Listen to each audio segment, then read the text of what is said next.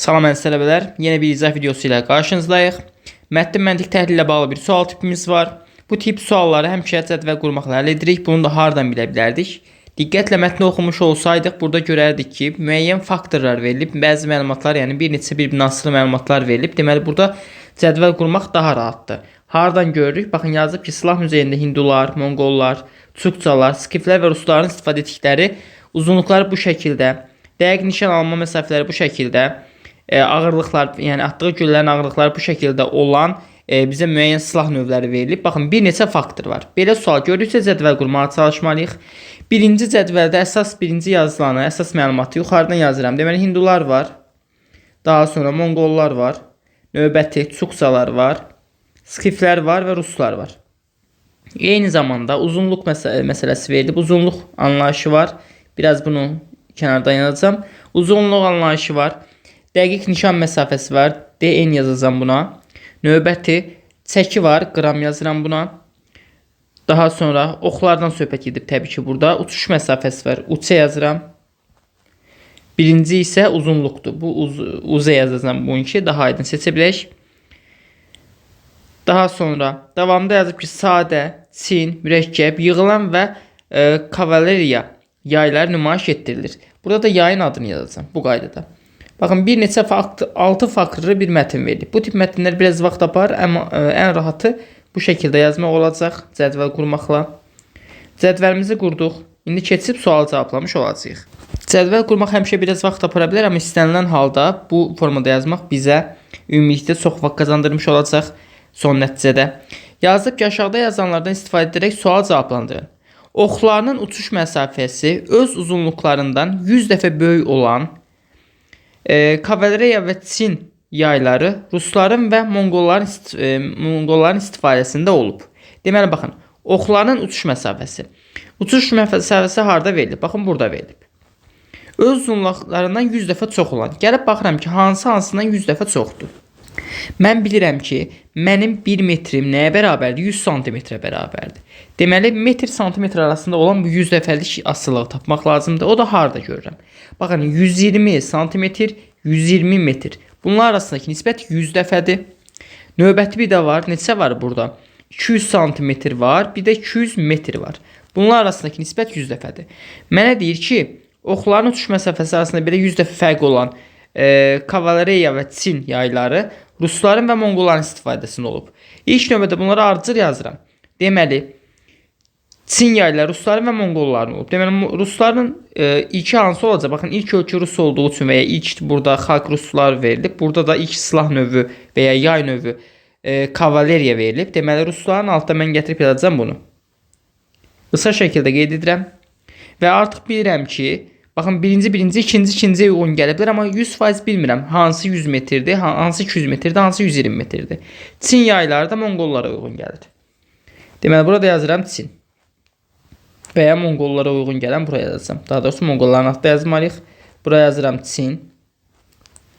Daha sonra keçirik növbət cümləyə, amma hələ ki bilmirik hansı 100-dür, hansı 120-dir. Növbət cümlədə yazıb ki, skiflərin istifadə etdikləri yığılan yayın ən yüngül olan oxlarının uçuş və dəqiq nişan məsafəsi 100 metr və 40 metrdir. Mən buradan artıq bilirəm ki, skiflər nəyi istifadə edir? Yığılan yaylar istifadə edir. O zaman skiflərin altdan buradan yazıram nəyi? Yığılan yayı. Və bilirəm ki, onların, baxın, yığılan yayın ən yüngül olan oxları, ən yüngül oxlar. Qram məsələsi burada harada verilmişdi? Çək məsələsi, baxın, burada verilmişdi. Ən kiçik hansıdır? 20 qramdır. Deməli, onun qram hissəsinə yazıram 20 və davamında yazılıb ki, oxların uçuş məsafəsi 100 metrdir, dəqiq nişan məsafəsi isə 40 metrdir. Deməli, oxların uçuş məsafəsinə yazıram 100 metr, buraya yazıram 100, dəqiq nişan məsafəsi 40 metrdir, burada yazıram 40. Bunu tapdıq. Növbəti cümləyə keçirəm. Növbəti cümlədə yazıb ki, dəqiq nişan məsafəsi ilə 40 qramlıq dəqiq nişan məsafəsi ilə 40 qramlıq oxlarının uçuş məsafəsi arasındakı fərq 110 metr olan sadə yay hinduların istifadəsində olub. Mən buradan ilkin onu bilirəm ki, sadə yay hindularda olub. Hinduların altında yazıram, baxın, burası sadə yay növ olaraq. Eyni zamanda qeyd olunub ki, nişan məsafəsi ilə uçuş məsafəsi arasındakı fərq 110 metrdir. Baxın, nişan məsafəsi burada qeyd olunub, uçuş məsafəsi burada qeyd olunub. Hansı iki ədəd arasında 110 metrlik bizim fərqimiz var? Diqqətlə baxsaq, 30 metr və 140 metr arasındakı fərq nə qədərdir? 110-dur. Yeganə bu iki ədəd arasında 110 metrlik məsafə var. Deməli, mən artıq burada bilirəm ki, bunun nişan məsafəsi 30-dur. Dəqiq nişan məsafəsi buraya yazıram 30. Daha sonra uçuş məsafəsini də yazıram neçə? 140. Burada yazıram 140-ı. Eyni zamanda burada bir məlumat var idi ki, oxların çəkisi 40 qramdır. Qram hissəsində burada yazıram nə? 40. Buna qeyd etdik. Növbəti cümləyə keçirik. Uzunluğu 150 cm, nişan məsafəsi 60 metr olan mürəkkəb yayın oxları ən ağırdır. Mürəkkəb yay yaza biləcəyim yeganə boşluq bura qalıb deyə. Baxın, bura qeyd edirəm mürəkkəb yayı və bilirəm ki, mürəkkəb yayın uzunluğu 50 cm-dir. Uzunluq hissəsini bura 150 cm yazıram. Daha sonra nişan məsafəsi 60 metrdir. Dəqiq nişan məsafəsini bura 60 metr yazıram. Daha sonra ən ağırdır yazılıb. Deməli, çəkisi ən ağır olan hansıdır? Diqqətlə baxaq, burada qram hissəsində ən böyük ədədim 90-dır. Burada qram hissəsini yazıram 90. Bunları qeyd etdim. Növbəti cümlə. Ən uzun nişan məsafəsi olan Çin yayları, nişan məsafəsi ən uzun olan o hansı idi? Baxın, bunları silim, daha aydın seçə bilək. Dəqiq nişan məsafəsi ən uzun olan 70 metrdir, elə deyil. Deməli, Çin yaylarında dəqiq nişan məsafəsi 70 metrdir. Buraya yazıram 70-i. Ən uzun nişan məsafəsi olan Çin yaylarının oxlarının ağırlığı 60 qram deyil. Və bilirəm ki, bunun oxlarının çəkisi 60 qram deyil. Qramı da buradan yazırdıq. Baxın, 60-ı buraya yaza bilməriksə, 60-ı məcburən yazacaq bu boşluğa. Qram hissəsində, yəni çəki hissəsində yazmadığımız yeganə nə qalıb? 80 qalıb. 20-ni 40-ı yazmışıq, 60-ı 90-ı yazmışıq, yenə 80 qalıb. Məcburən 80-ə yazacağım bura. Çünki bura 60 yaza bilmərəmsə, 60 məcburən burada ən sonda rus olan hissəyə düşürdü. Bir dənə boşluq qalmışdı qram hissəsində. Orada məcburən 80-i yazmış olacaqdım. Daha sonra baxın, dəqiq nişan məsafəsində 30, 70, 60 və 40 bunları yazmışıq. Dəqiq nişan məsafəsində 30 yazmışıq, 70-i yazmışıq, 60 və 40-ı yazmışıq. Qalıb 50. Məcburən bir dənə boşluğumuz qalıb da bu 50-ni də bura qeyd etmiş olacağıq. Sonuncu cümləyə baxsaq, sonuncu cümlədə yazıb ki, Monqolların istifadəsində olmuş uzunluğu 200 cm olan, deməli, Monqolların istifadəsində olan yay, Monqollar hardadır? Baxın, buradadır. Monqolların istifadəsində olmuş uzunluğu 200 cm olan yay. Deməli, uzunluq hissəsini buraya yazıram Monqollar 200. Yayın nişan məsafəsi 70 metrdir. Nişan məsafəsi onsuz da 70 metr olduğunu buradan görürdük. Burada bir problemimiz yoxdur. 70 metrdir. Bunu da tapdıq. Və sonuncu cümlə. Skif yayının uzunluğu ən azdır. Deməli, uzunluq hissəsində ən kiçik olan ədədim hansıdır? 80-dir. Deməli, baxın, burada skif olan hissənin altına yazıram, uzunluq hissəsində 80. Bunu da qeyd etdik. Qalır məndə uzunluq hissəsində 2 dənə ədəd. Uçuş məsafəsi hissəsində isə 3 dənə ədədimiz var. Bir dənə də burada cümləmiz var idi. O cümləyə yenidən qaydaq. Baxın, birinci cümlədən çox şey əldə etmək olurdu. Yazılıb ki, birinci ya sonuncu cümlədən, biri birinci cümlədən. Oxlarının uçuş məsafəsi öz uzunluqlarından 100 dəfə böyük olan kavaleriya və Çin yayları rusların və Monqolların istifadəsindədir. Gəlin görək, burada nəsə istifadə edə bilirikmi? Uçuş məsafəsi öz uzunluqlarına 100 dəfə çox olmalıdır.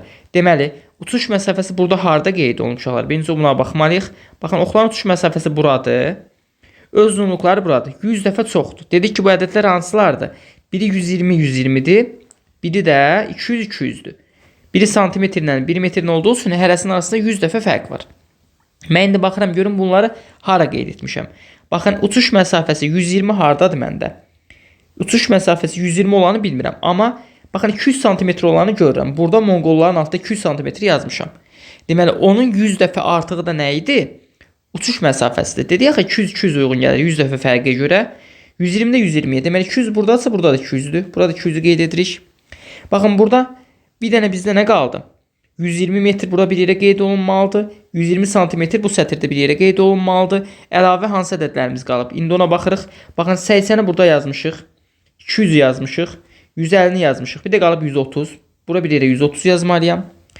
Və uçuş məsafəsi hissəsində istifadə etdiyim ədədlər hansılardır? 200 istifadə etdim. 140 istifadə etdim. 100 istifadə etdim. 120-nə 220 qalıb. Biri 120 qalıb, bir də 220 qalıb. Həmin cümlənin davamına baxın. Yazıb ki, Çin yayları və kavaleriya yayları bu şəkildədir. Mən baxıram ki, Çini tamamlamışam, kavaleriya yayı da buradadır. Məcburən nə edəcəm? 120-120-ni uyğunlaşdırmalıyım bir-birinə, elə deyil. O zaman 120-ni bura yazıram. Çünki Kavaleriya yayına aiddir. Biri Çin yayına aid idi. 200 buna aid oldu. 120 də bu Kavaleriya yayına aiddir. 120 metr uçuş məsafəsidir. 120 santimetr öz uzunluğudur. Bunu da bura qeyd etdim. 120 də getdi. 130 qalıb əlimdə istifadə etmədiyim. 130'u yazıram bura. Aşağıda isə bir dənə nə qalıb? 220 qalıb istifadə etmədiyim. 220 də yazıram bu boşluğa. Biraz həqiqətən cümlələri ağırdı, amma hamısını qurmaq olurdu. İndi keçib sualı cavablayırıq. Təəssüf ki, bir dənə suallıqdır. Yazılıb ki, sualda Kavaleriya yaylarının, oxlarının ağırlığı neçə qram olmuşdur? Diqqətlə baxmış olsa, Kavaleriya yayı, baxın, bu sütundaydı. Ağırlıq hissəsi də buradadır. 60 qram olmuşdur. Deməli, cavabımız 60 qram C variantı olmuş olacaq və keçəcək növbəti sualımıza. Deməli, 3-cü sualda yazıb ki, imtahan verən tələbə müəllimin ona verdiyi 3 sualı cavablandırıb. Müəllim imtahanda iştirak edən, sualları və cavabları eşidən başqa 3 tələbə M, N və K tərəfindən vəziyyətin qiymətləndirilməsi zamanı onların dediklərinə əsasən həmin 3 tələbədən birinin yalan, ikisinin doğru danışdığını bildirdi.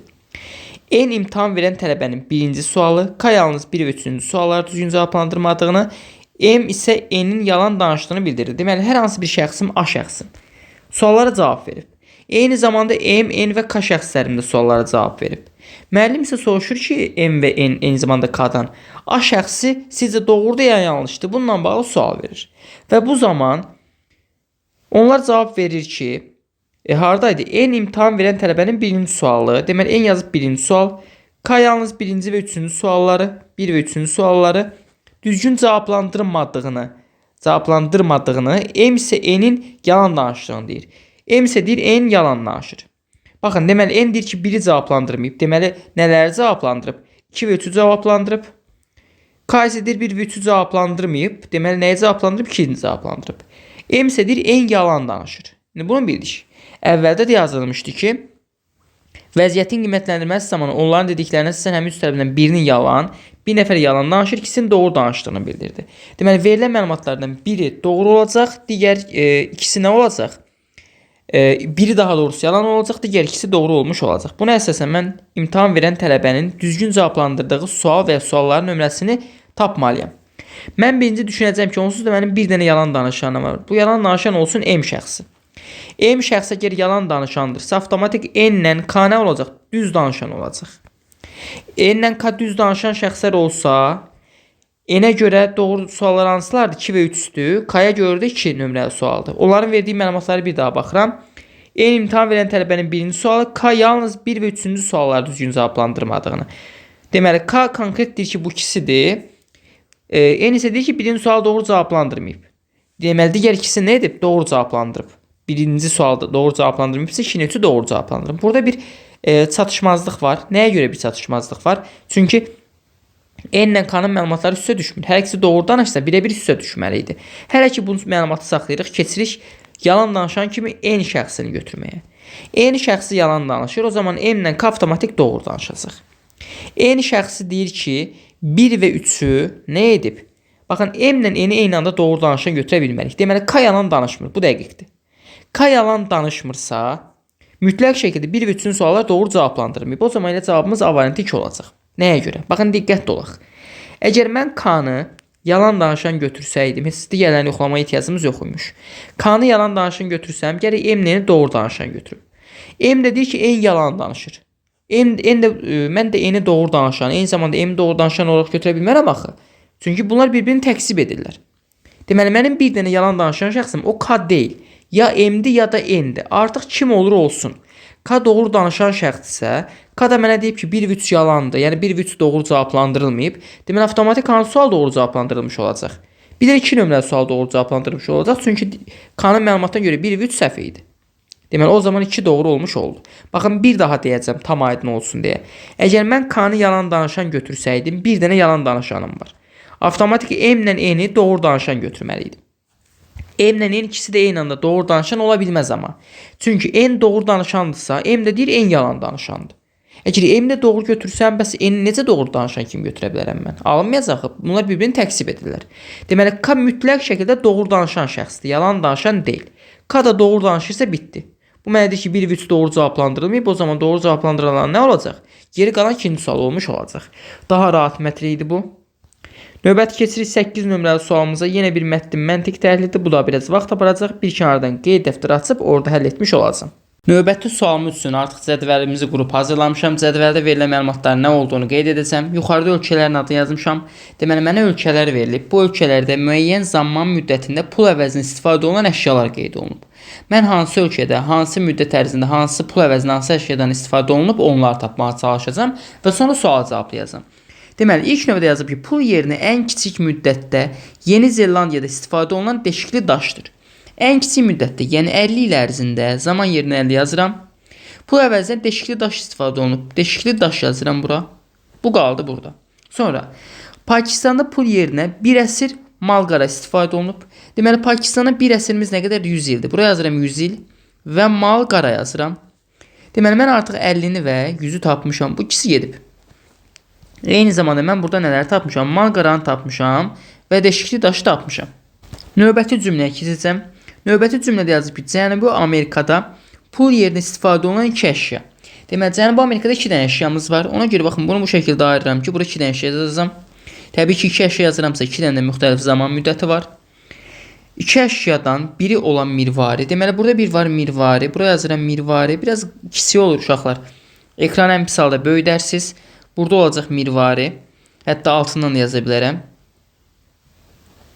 Mirvari də qalsın bu şəkildə. Ekranı çox böyüdə bilmirəm sualın formasına görə. Daha sonra bir mirvaridir. Digəri olan balıq qulağından 2 dəfə artıq müddət istifadə olunub. Deməli, mirvari balıq qulağından 2 dəfə artıq müddət istifadə olunub. Harda? Cənubi Amerikada. Deməli, buraya yazıram balıq. Elə balıq yazanda biləcəyik artıq, balıq qulağı. Və deyir 2 dəfə artıqdır. Əlimdə qalan ədədlər arasında 2 dəfə nisbət harda var yeganə? Bir var 150 ildə, bir də var 300 ildə. Deməli, bunun biri 150 ildir, biri 300 ildir. Mən artıq bilirəm ki, hansından çoxdur? Balıq qulağına 2 dəfə çoxdursa, balıq qulağı yuxarı olan isə 150-dir, mirvari isə 300-dür. Biri digərindən 2 dəfə çoxdur. Bunları qeyd etdim. Artıq mən burada 150-ni də tapmışam, 300-ü də tapmışam, eyni zamanda balıq qulağını tapmışam və nəyi tapmışam? Bir dənəsini də qeyd etmişdik axı burada. Bir də qeyd etmişik mirvarini. Mirvarinin üstünə xətt çəkirəm. Bu da 7. Növbəti cümləyə gəlirəm. Növbəti cümlədə yazıb ki, ABŞ-da metal külçənin pul yerinə istifadə müddəti. Bilirəm ki, artıq ABŞ-da metal külçə istifadə olunub. Metal yazıram, qalır bu şəkildə. ABŞ-da metal külçənin istifadə olunduğu ABŞ-da Finlandiyada duzlu tir olmayan əşyanın istifadə müddətindən az. Deməli, duzlu tir Finlandiyada deyil. Finlandiyada bir əşya var, pul əvəzinə istifadə olunur, amma bu duzlu tir deyil. Buradan duzlu tir yazıram, DT yazıram, üstünə xətt çəkirəm ki, burada olmayacaq.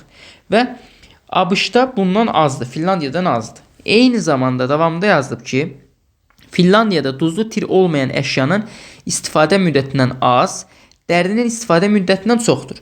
Eyni zamanda hər hansı bir ölkədə bir Y ölkəsi deyirəm. Y deməyim, burada Yeni Zelandiya ilə qarışacaq. Buna nə deyək? Burada olmayan bir X da yazmayacağam. X ilə xəzi qarışdırmayaq deyə T yazacağam. Hər hansı bir T ölkəsi var. Bu T ölkəsində istifadə olunan, davam edirəm, dərinin istifadə müddəti. Deməli, burada dəri istifadə olunub hər hansı bir T ölkəsində bundan çoxdur. Bunu bildim. Xəz pul yerinə 2 əsr istifadə olunub. Xəz də bərabərdir nəyə? 200 ilə. Bunu da qeyd edirəm, qalır burada. İndi mən verilən məlumatları sizin əlimdə nələr qalıb? Birinci ona baxacağım. Əlimdə qalıb 70 il zaman hissəsində, 120 il, 130 il, daha sonra bir də 200 il. Hansı ölkələr qalıb? Uşaqlar yazmadıqlarım. Deməli, ABŞ qalıb, Rusiya qalıb, Finlandiya qalıb 3, Monqolistan qalıb 4. Deməli, mən artıq bilirəm ki, bu ədədləri necə düzə bilərəm. Baxın, Finlandiya ABŞ-ı qeyd etmişəm. Deməli, baxın, bu dəri istifadə olunan ölkəm ya hansıdır, ya Rusiyadır, ya Monqolistandır. Bilmirəm, amma 100% hansıdır. Mən bu ədədləri indi qurmağa çalışacağım birinci. Deməli, Finlandiya 200 olsa, ABŞ 130 ola bilər ki, 200 130-dan böyükdür. Bu T ölkəsi hər hansı bir ölkədirsə, buna qalar neçə? 120. O zaman geridə qalan ölkələrə də hansı ölkədə sonra 70 qalacaq. Və ya burada yazaram 200-ü, burada yazaram 120-ni, buraya yazaram 70-i, 120 qalar digər kənardakı ölkəyə. Və ya bura 130 yazaram, bura 120 yazaram, bura 70 yazaram, kənarda qalan ölkəyə 200 qalmış olar. Daha sonra Mən eyni zamanda bilirəm ki, baxın bu dəri istifadə olunan ölkə başqa ölkədir. Nə ABŞ-da, nə də Finlandiyada dəri istifadə olunmayıb. Deməli Finlandiyada dəri də istifadə olunmayıb. Baxın, Finlandiyada duzlu tir istifadə olunmayıb. Dəri istifadə olunmayıb. Metal külçə ABŞ-da idi. Bu getdi. Deməli nə qalır Finlandiyada istifadə oluna biləcək yeganə əşya kimi? Burada qalır xəz. Deməli Finlandiyaya bir dənə qalır xəz. Bura gətirib xəz yazıram. Xəzin ili nə qədər idi? 200 idi. Burada il hissəsini yazıram 200. Bu getdi. İndi mən artıq bilirəm ki, Finlandiyada 200-dürsə, bu ehtimal aşağıdakı ehtimalı ödəyə bilməz. Mütləq orada 200 olmalıdır. Və buna uyğun gəlir xəz. Bu getdi. Amma indi iki ehtimal var. ABŞ-da 130 da ola bilər, 120 də ola bilər. Bunu 100% bilmirəm. Hələ ki, gəlin verilən məlumatlar əslində sualı cevablamağa çalışaq, görək cevablaya bilirikmi? Deməli, bax, məndə də bir dənə qaldı yazmadığım. Bir məndə qaldı burada dəri, hər hansı ölkəyə uyğun gəlir bilmirəm. Bir dəri qalıb. Bir də məndə burada qalıb nə? Duzlu tir. Bir də qalıb duzlu tir. Mən artıq bu dərini hara yaza bilərəm? Dərini və duzlu tiri ya Rusiya yazacağım, ya Monqolistana yazacağım. Hansına hansı ədədə uyğun gəlir? Bunu hələ ki 100% bilmirəm. ABŞ-da ya 130 ya 120-dir. Dəri də ya 120-dir, ya da ki 70-dir. Avtomatik bilirəm ki, baxın 120 və 70 ikisindən biri nəyə uyğun gələcək? Dəriyə uyğun gələcək. Hər hansı biri də uyğun gələcək duzlu tirə. Bu ikinci sətri doğru qeyd edeyim. Burada bir problem qalmasın. Bura 120 istifadə etsəm, bura nə qalardı?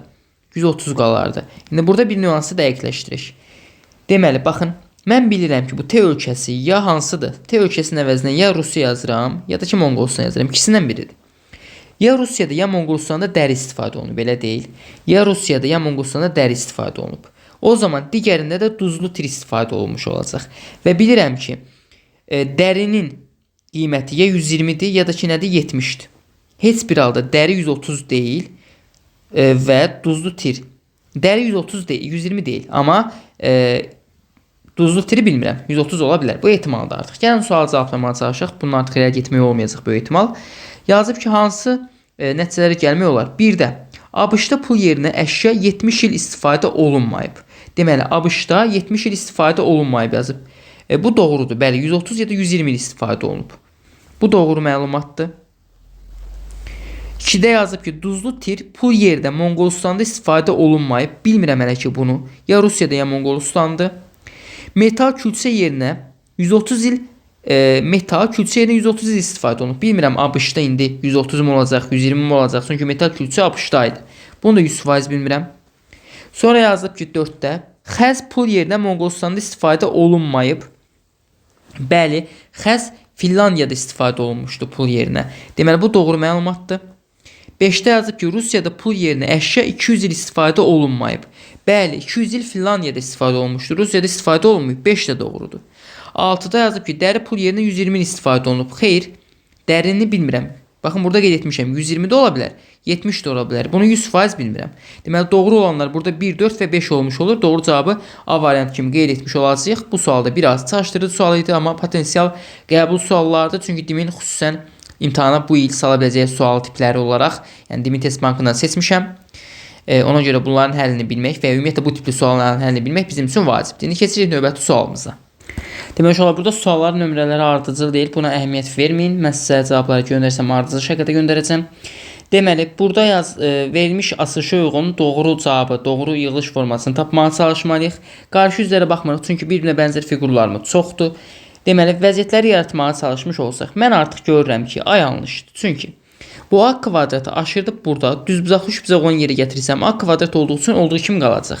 Baxın, ağ fiqur, bu A kvadrat buradakı tərəfə, baxın, ox işarəsindən göstərdiyim tərəfə hardan birləşib? Gəlib ağ tərəfdən, buradan birləşib. Amma burada baxın, qara düzbucaqlı üçbucağın kateti gəlib ağa birləşib. Burada isə ağ düzbucaqlı üçbucağın sanki kateti birləşmişdi. Doğru bağlantı deyil. A variantını silirəm. A variantı getdi. Daha sonra keçirik digər bir varianta.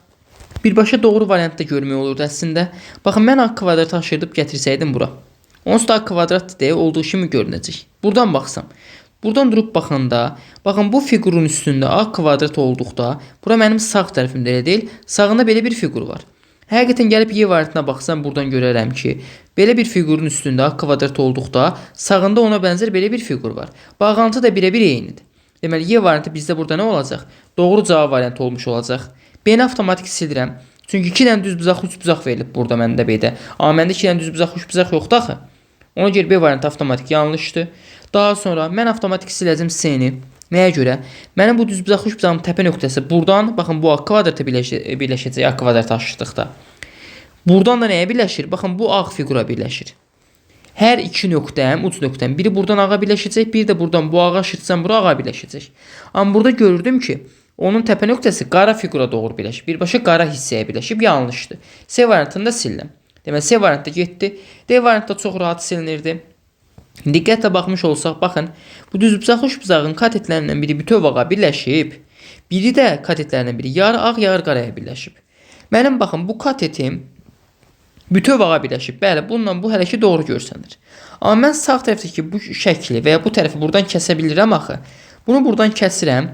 Olduğu kimi heç nə dəyişdirmədən yapışdırıram bura. Baxın, heç nə dəyişdirə bilmərəm artıq kəsib yapışdırıramsa. Bu zaman görürəm ki, digər katetim bütövlükdə qara hissəyə birləşəcək. Bütövlükdə qara hissəyə birləşib. Amma burada isə digər katetim yarı ağa, yarı qaraya birləşmişdi. Deməli, doğru bağlantı deyil deyə D variantını silmiş olacağam. Növbəti sualı keçirəm. Rənglərin toplanması ilə bağlı bir sual tipidir. Böyük ehtimal bundan çıxacaq. Deməli, məsələn, bu fiqurdan bu fiqur mənə birləşib bunu verib. İndi baxın. Sol yuxarı künc bozu idi. Burada bozdur. Bozla boz mənə nəyi verib? Bozu verib. Deməli, boz plus boz bərabərdir boza. Bir yerdə bunu sübut etməyə ehtiyac var. Gəlin sübut edək. Məsələn, baxın buna. Bu fiqurla bu fiqur birləşib oxlar göstərir ki, bu fiquru verib. Yenə eyni mövqelərə baxıram. Sağ yuxarı buru isə bozdur, burada bozdur. Bozla boz birləşib nəyə verib? Elə sağ yuxarıda boz verib. Deməli, doğrudur bu qayda qanunluq. İndi ağla ağa baxaq. Məsələn, bura ağdır, sol aşağı, burada ağdır. Ağla ağ birləşib sol aşağıda nəyə verib yenə? Bozu verib. Deməli, ağ plus ağ da bərabərdir boza. Bir dənə nə qaldı məndə? Ağ plus boz. Baxın, məsələn, bura bozdur, sağ tərəf. Bura ağdır. Sağ aşağılar nəyə verib? Ağı verib. Deməli, bozla ağ da bərabərdir nəyə? Ağa. Artıq ağla boz da ağ olacaq. Bir də onu yoxlamıram. Keçirəm birbaşa sualın cavabını tapmağa. Deməli, sol yuxarı künc. Bura ağdır, burada ağdır. Deməli, sol yuxarı künc ağ plus ağ nəyə verməlidir? Bozu verməlidir. Sol yuxarı künc boz olmayan variantları nə edəcəm? Siləcəm. 3 variant getdi. Qalır B ilə Y.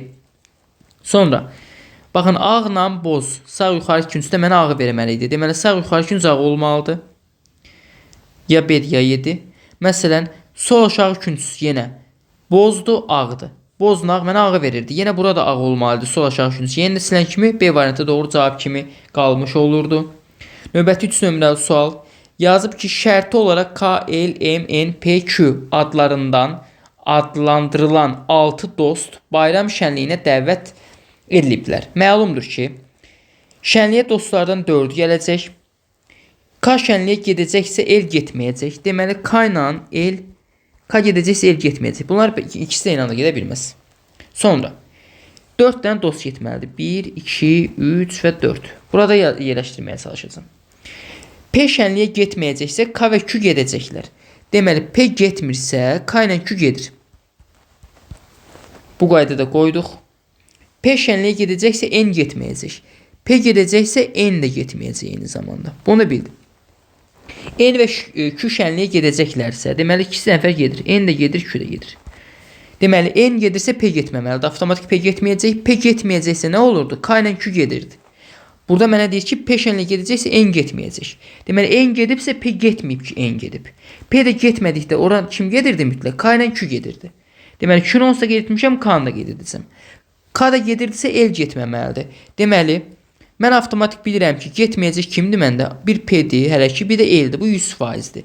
N, Q, K-nı yazmışam, N, Q, K-nı yazmışam, bir dənə M qalıb. M avtomatik bir dənə o qalır deyə getmiş olacaq. Bura yazdım bu şəkildə. Deyir ki, şənlikdə iştirak edəcək digər 2 dostu tapın. Deməli, məndə N ilə Q verilib, K ilə M qalmışdı. O da A variantındadır. Doğru cavabımız olur A variantı. 4 nömrəli sual şəkil ardıcıllığıdır. Baxın, birinci yerdə duran fiqurumuz üst buzaqdır. Keçib 2-yə, keçib 3-ə. Təpə nöqtəsi yuxarıda olan üst buzaqdan söhbət gedir. İndi keçməlidir ara 4-cü yerə. A-da 4-cü yerdə deyil. Y-də 4-cü yerdə deyil. 3-dədir. Daha sonra A-da 4-cü yerdə deyil yenə. Haradadır? 2-ci yerdədir. Bunları sildim. Sonra S ilə B arasında bir fərqə baxın. Oxa baxsaq elə cavab çıxacaq. 4-cü yerdə idi. Bir addım sola gəldi 3-cü yerə. Bir addım sola gəldi 2-ci yerə. Bir adımda sola gəlsə harda olacaq? Birinci yerdə olacaq. Birinci yerdə olan variant da C variantı olduğu üçün cavabımız C variantı oldu. Keçirik növbəti sualımıza. Şifrə sualdır. Platon, Neptun, Nissan, Pluton və Piston sözləri verilib. Mən Platon sözünün şifrəsini tapmalıyam. Baxın, yeganə Nissan sözüdür ki, ortada 2 dənə eyni hərf var. Yəni 3-cü və 4-cü hərflərim eynidir. Deməli, mənim 3-cü və 4-cü şifrələrim nə olmalıdır? Eyni olmalıdır. 3-cü və 4-cü şifrəsi eyni olan, baxın, yeganə budur. Və baxın, birinci hərfdən sonuncu hərf də eynidir. Birinci və sonuncu şifrələrim də eynidir. Mən artıq bilirəm ki, Nissan sözünün şifrəsi nədir? Gətirib üstdən yazıram. 6, 0, 1, 1, 9, 6. Tapdım ki, N sözünün, N hərfinin daha doğrusu şifrəsi 6'dır. Buraya yazıram 6. Sonra 6 ilə bitməlidir, amma C variantı deyil. Bunu bildim. İndi N-i harda görürəmsə 6 yazıram. Baxın, 6 ilə başlayıb 6 ilə bitən bir Neptundur, bir Nissandır. Onsuz da bunun Nissan olduğunu tapmışam. Deməli, digər 6 ilə başlayıb 6 ilə bitən də Neptunun şifrəsidir. Birbaşa A variantını gətirib yazıram bura. 6, 2, 3, 4, 5, yeni 6. Deməli, bu da Neptun sözünün şifrəsidir. Mən buradan P-ni tapdım 3. Deməli, 3 ilə başlayan variantda onu bildirəm. P-ni tapdım 3, yeni tapdım 2, Y yoxdur. T-ni tapdım nesə 4, buraya 4 qeyd edirəm. Daha sonra digərlərini hər iki tapmamışam. Deməli, 3 ilə başlayır, ortada da 4 var, 4-cü yerdə. Hamısında da bu şəkildədir. Mənə deməli, nəyi tapmaq lazımdır? E-li A-nı və O hərflərini tapmaq lazımdır. Onsuz da A-nı bilirəm. A buradan bilirəm ki 9'dur. Bura qeyd edirəm 9'u. Üçüncü rəqəmim 9 olmalıdır. Burada 9 deyil, burada 9 deyil. B-ni və Y-ni silən kimi D variantı doğru cavab kimi qalmış olur. 6 nömrəli sual. Yazıb ki, 50-yə qədər olan natural ədədlərdən neçəsinin yazılışında 4 rəqəmindən istifadə olunub. Baxın, 1.99 parçasında istənilən hər hansı bir rəqəmin yazılışından ümumilikdə 20 dəfə istifadə olunur. 1.99 parçasında. Sualı başqa cür verə bilər. Baxın, hansı ki burada verib. Ədədlərdən neçəsinin yazılışında 4 rəqəmindən istifadə olunub desə isə say olacaq 19. Nəyə görə? Söhbət 4-dən gedirsə, 4 rəqəmin özündən gedirsə. 44 ədədində 2 ədəd 4 rəqəmindən istifadə olunub. Məsələn, bunların hamısı bütün 4'ləri sayanda olur 20 dənə. Amma hansı ədədlərin, yəni neçəsinin içərisində deyilsə, 44 ədədini mən bir ədəd kimi götürürəm. Bir ədəd kimi götürdüyüm üçün burada say düşəcək neçəyə? 19'a. Yəni, ədədlərdən neçəsini soruşursa 19 saydadır. Rəqəmin özünün sayını soruşursa 20 saydadır. Bəndə burada ədədlərdən neçəsini soruşub. Deməli 19 ilə işləyəcəyik. 1.99 parçasında ümumilikdə neçə ədəd idi? 1.99 parçasında ümumilikdə burada 19 ədəd idi. 19 ədədin yazılışında istifadə olmuşdu. Məndə isə 1-dən 50-yə qədər soruşur. Baxın, mənim 4'lərimin çox elə 1-dən 50-yə qədərdir. Bu 40'larda yaranan 4'lərdir deyə onlara baxmayacağım.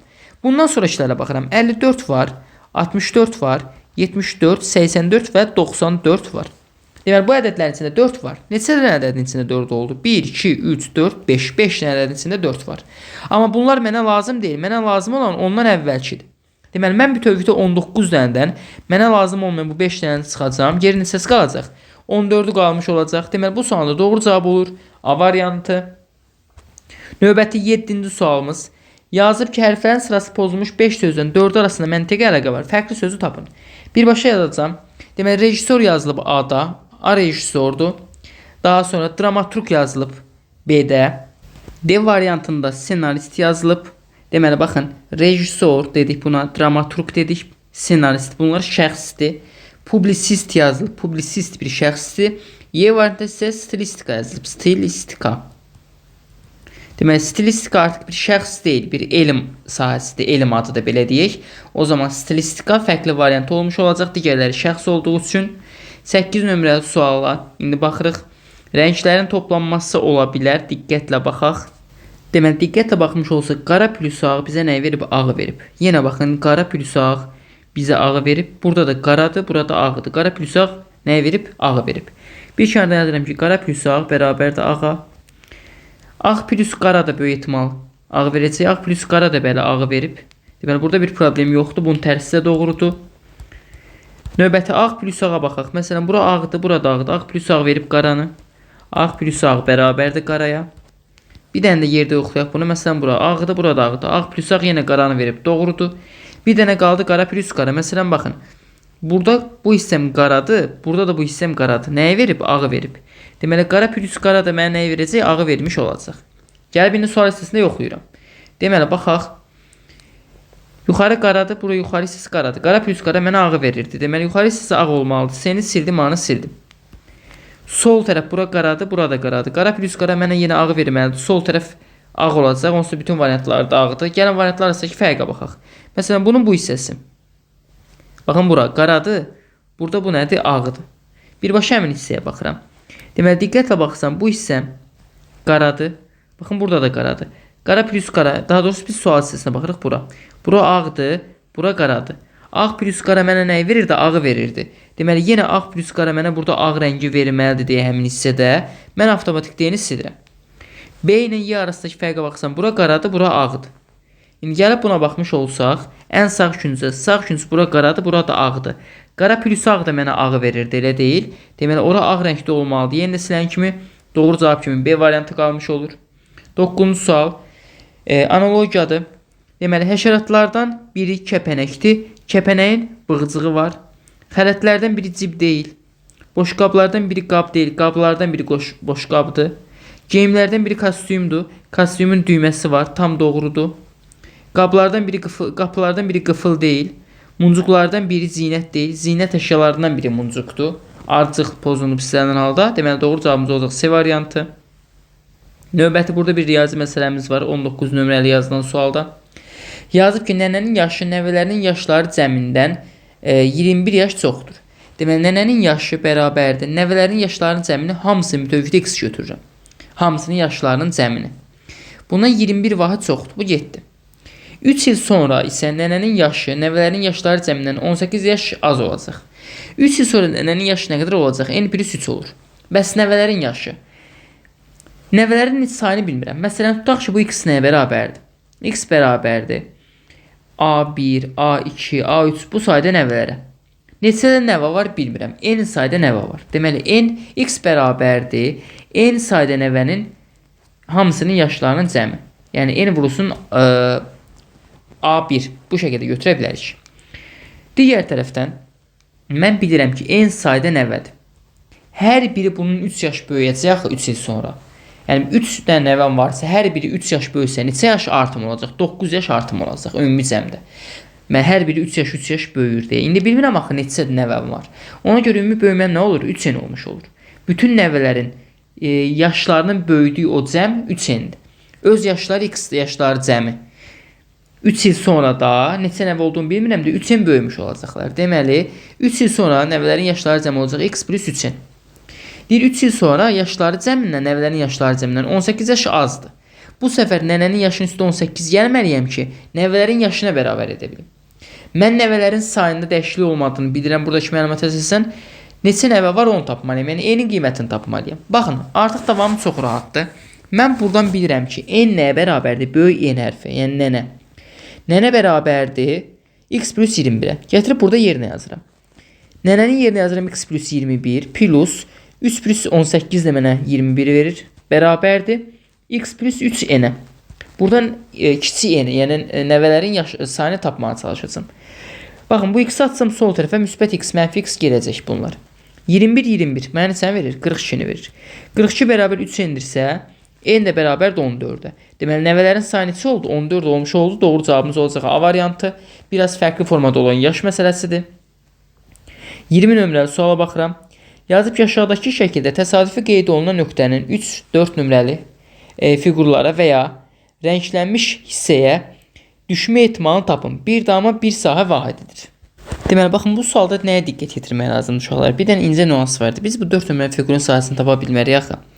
Onsuz da bizə deyir ki, 3 və 4 nömrəli fiqura düşmə ehtimalı və ya rəngli hissəyə düşmə ehtimalı.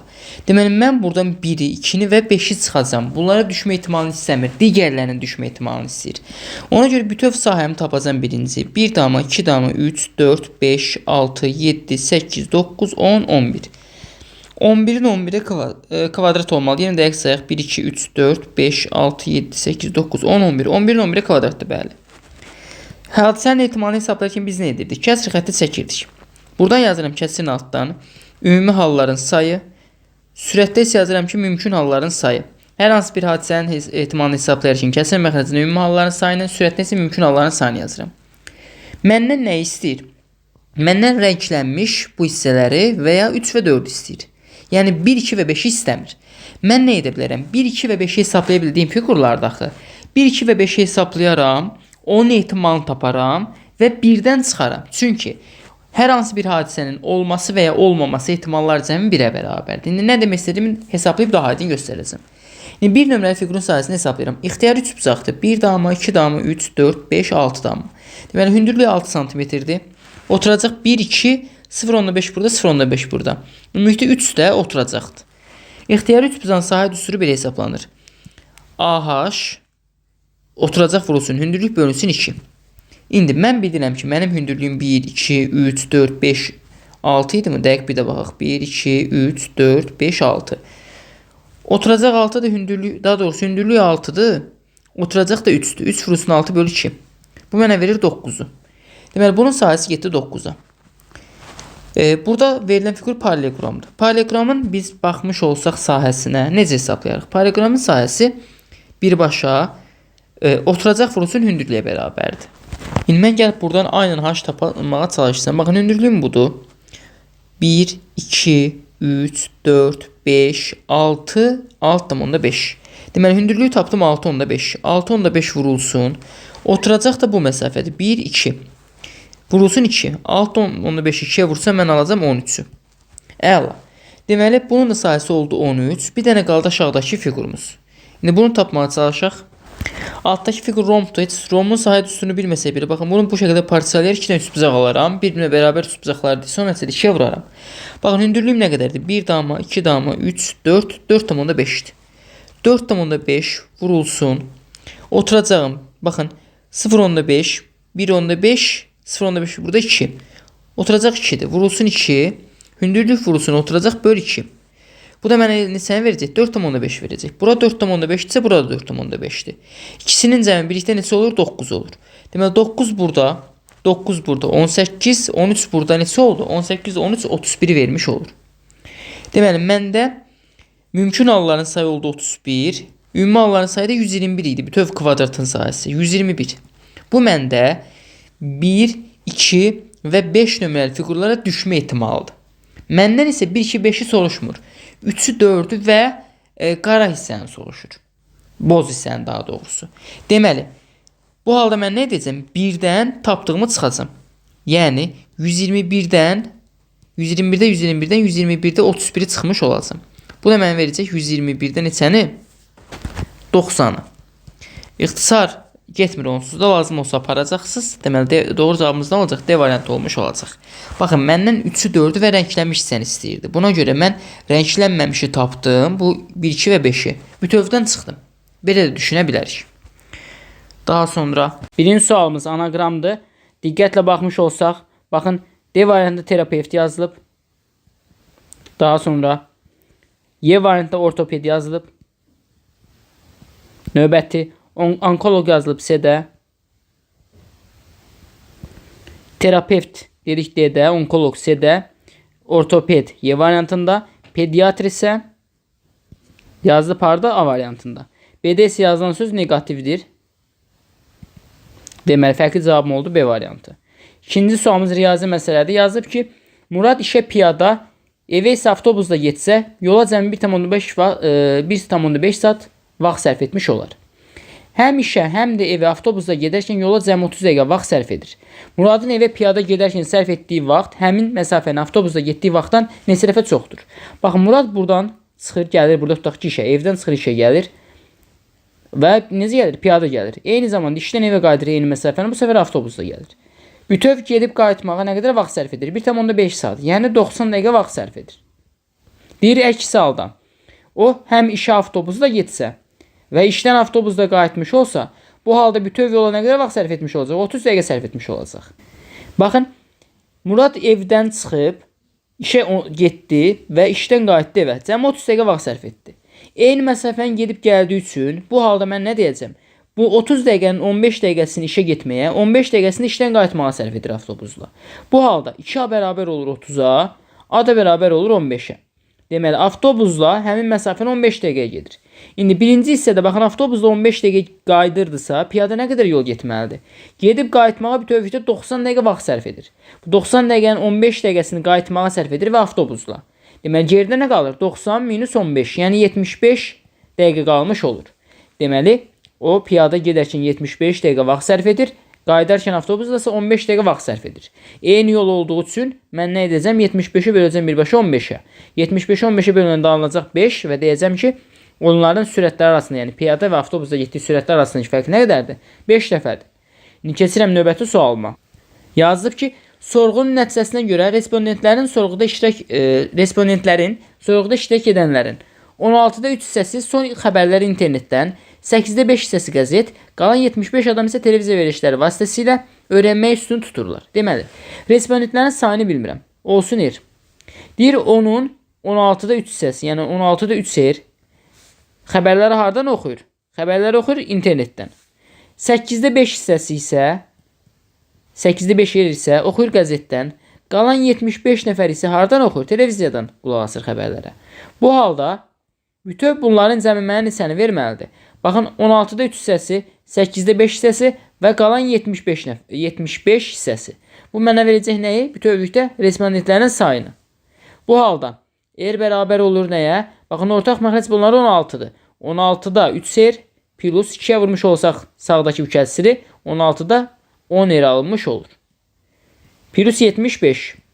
Buradan nə alınır? Baxın, R çıxılsın, 16-da 13 seri atıram bərabərliyin sol tərəfinə. Bərabər olur 75-ə. R'dən 16-da 13 seri çıxanda nə qalacaq? 16-da 3 seri qalmış olacaq. Bu da bərabər olur 75-ə. Burada indi R'imiz bərabərdir. 16 vurulsun, 75 bölünsün 3-ə. Bu da mənə sən verəcək. Baxın, 3-dən 75 yıxsa gedəcək, burada qalacaq 25. İndi isə vuracam 16-nı 25-ə. Bu da mənə məhz 400 vermiş olur ki, deyirəm ki, cavabı məhz hansı variant olacaq? A variantı olmuş olacaq. Dördüncü sualımız mətni məntiq təhlillə bağlı Lovçu mətnidir. 2024-cü qəbul sualları arasında var. İlk cəhətdə izahını vermişəm deyə daha öncə bunun izahını keçəcəm bu səfərlik. Və baxacaq 5-ci suala. 5-ci sualda yazıb ki, 4 rəqəmli ədədin rəqəmlərin hasili 945-ə bərabərdir. Deməli, 945-ə bərabərdir rəqəmləri hasili. Bu halda mən dedim ki, nə etməliyəm bu tip ədədlərdə verilmiş hasillər tapmaq üçün, verilmiş rəqəmləri tapmaq üçün mütləq bunu sadə vuruqlara ayırmalıyam. Sadə vuruqlara ayırsam 945 3-ə bölsəm burada neçə alınacaq? 315 alınacaq. Yenə 3-ə bölsəm alacaq 105-i. Bir daha 3-ə bölsəm alacağam 35-i. 35-i bölüşə böləcəm 7, 7-ni də 7-yə böləcəm alacağam 1-i. Baxın, yazıb ki, 4 rəqəmli ədədin rəqəmlərin hasili. Mən burada 5 dənə rəqəm almışam. Deməli, bunların hər hansı ikisini birləşdirməliyəm. Bir-birinə vurmalıyam, bir rəqəm almalıyam. 3-ü 5-ə vursam 15 alınır, 15 rəqəm deyil, ədəddir. 3-ü 7-yə vursam 21 alınır, 21 yenə rəqəm deyil, ədəddir. 5-i 7-yə də vursam həmçinin. Deməli, mən nə etməliyəm? 3-ləri qruplaşdırmalıyam. 2-dən 3-ü bir-birinə vursam nə alınacaq? 9 alınacaq. 1-dən 3-üm qalır geriyə, 1 5-im, 1 də 7-im qalır. Deyir, alınmış ədəd bu ədədlər arasında ən minimalı olandır. Deməli, ən minimaldırsa birinci üstündən başlayacağım. Sonra 5, sonra 7, sonra 9. Deməli, ən kiçik ədədim olacaq 3579 və bu ədədin rəqəmlərin hasili mənə verəcək 945-i. Və onun dördüncü rəqəmi hansı olur? 9 olmuş olur ki, o da bizə D variantında verilib. İndi baxıram 6-cı suala. Yazıb ki, Samirin müəyyən miqdarda pulu və bir neçə işçisi var. O hər işçiyə 4 manat pul verərsə, pulunun 20 manatı qalar. Hər işçiyə 6 manat versə, onun 20 manatı çatışmaz. Bu halda Samirin neçə işçisi var? Baxın, Samirin pulu olsun S. Düşünürəm ki, mənim bir dənə işçim varsa, ona 4 manat verəcəm. Sizə deməli, nə qədər xərcim olur? 4 manat. 2 dənə işçim varsa, hərəsinə 4 manat versəm, 8 manat vermiş oluram. Bu halda mən işçilərimin sayını bilmirəm. Deməli, en sayda işçim varsa, hərəsinə 4 manat verəcəmsə, ümumi xərcim nə qədər olur? 4N olmuş olur. O deməli 4N həcmində xərc çəkir. Daha sonra bu halda onun nə qədər pulu qalır geriyə? Onun 20 manatı qalır. Davamında yazıb ki, yox, əgər o hər işçiyə 6 manat vermiş olsaydı, yəni öz pulundan hər işçiyə 6 manat vermiş olsaydı, 20 manat pulu çatmazdı, yəni zərərə düşmüş olardı 20 manat. Bu halda S-dən 6-ya çıxanda alınacaq -20. Bunları tərəf-tərəfə toplamış olsaq və ya tərəf-tərəfə çıxmış olsaq nə alınır? S-dən çıxanda 0, S-lər 7. -4-dən -6-ya çıxanda, baxın, -4-dən çıxılsın -6-yə, bərabərdir 20 çıxılsın -20-yə. Bu mənə sən verəcək. Mənfi müsbət verir. Buradan alınır 2N. 2N bərabər olur 40-a, N də bərabər olur neçəyə? Məhz 20-yə. Deməli onun 20 dənə işçisi var. Cavabımız olur məhz C variantı. İndi keçirik 7-ci suala. 7-ci sualda yazıb ki, kəsirin sürəti məxrəcindən 3 vahid böyükdür. Kəsirin sürəti olsun, tutaq ki, x, məxrəc y. Deyir, sürəti məxrəcindən 3 vahid böyükdür. Bu halda kəsirin məxrəci y-sə sürəti olacaq y bölü 3. Və yazılıb ki, onların nisbəti 4 bölünsün 3 şəklindədir. Yəni sürətin məxrəcə nisbəti 4-ün 3-ə nisbətidir. Bu halda mən kəsirin sürətini tapmalıyam. Çarpaz vursam nə alınacaq? 3y plus 9 bərabər olur 4y. Bu halda 3y atsam sağ tərəfə 9 bərabər olacaq neçə y? Y-in qiyməti 9-dur. Məndən isə sürəti istəyir. Yəni y plus 3-ün qiymətini istəyir. Burada 9 plus 3 yazmış olsam mən 12-ni vermiş olacaq ki, cavabım da məhz 12 A variantı olmuş olur. İndi keçirəm 8-ci suala. 8-ci sualda yazılıb ki, Səlimin pulu Arifinkindən 60 manat çox idi. Səlimin pulu olsun S, Arifin pulu olsun A. Deyir, Səlimin pulu Arifindən 60 manat çoxdur Arifin pulundan. Bu halda mən Arifin pulunun üstə 60 gəlməliyəm ki, Səlimin puluna bərabər edə bilim. Daha sonra yazıb ki, Arif əmək haqqı aldı və pulunun miqdarını 3 dəfəyə qədər artırdı. Arifin ilkin pulu A idi. Daha sonra o nə etdi? Onu 3 dəfə artırdı. Nə qədər oldu? 3 A olmuş oldu. Əmək haqqı aldıqdan sonra. Deyir, bundan sonra Arifdə onun əvvəlki pulu ilə, əvvəlki pulu nə qədərdir? A-dır. Əvvəlki pulu ilə Səlimin pulunun cəmi miqdarından, deməli, Arifin əvvəlki pulu plus Səlimin pulu, cəmi miqdarından 40 manat çox pulu oldu.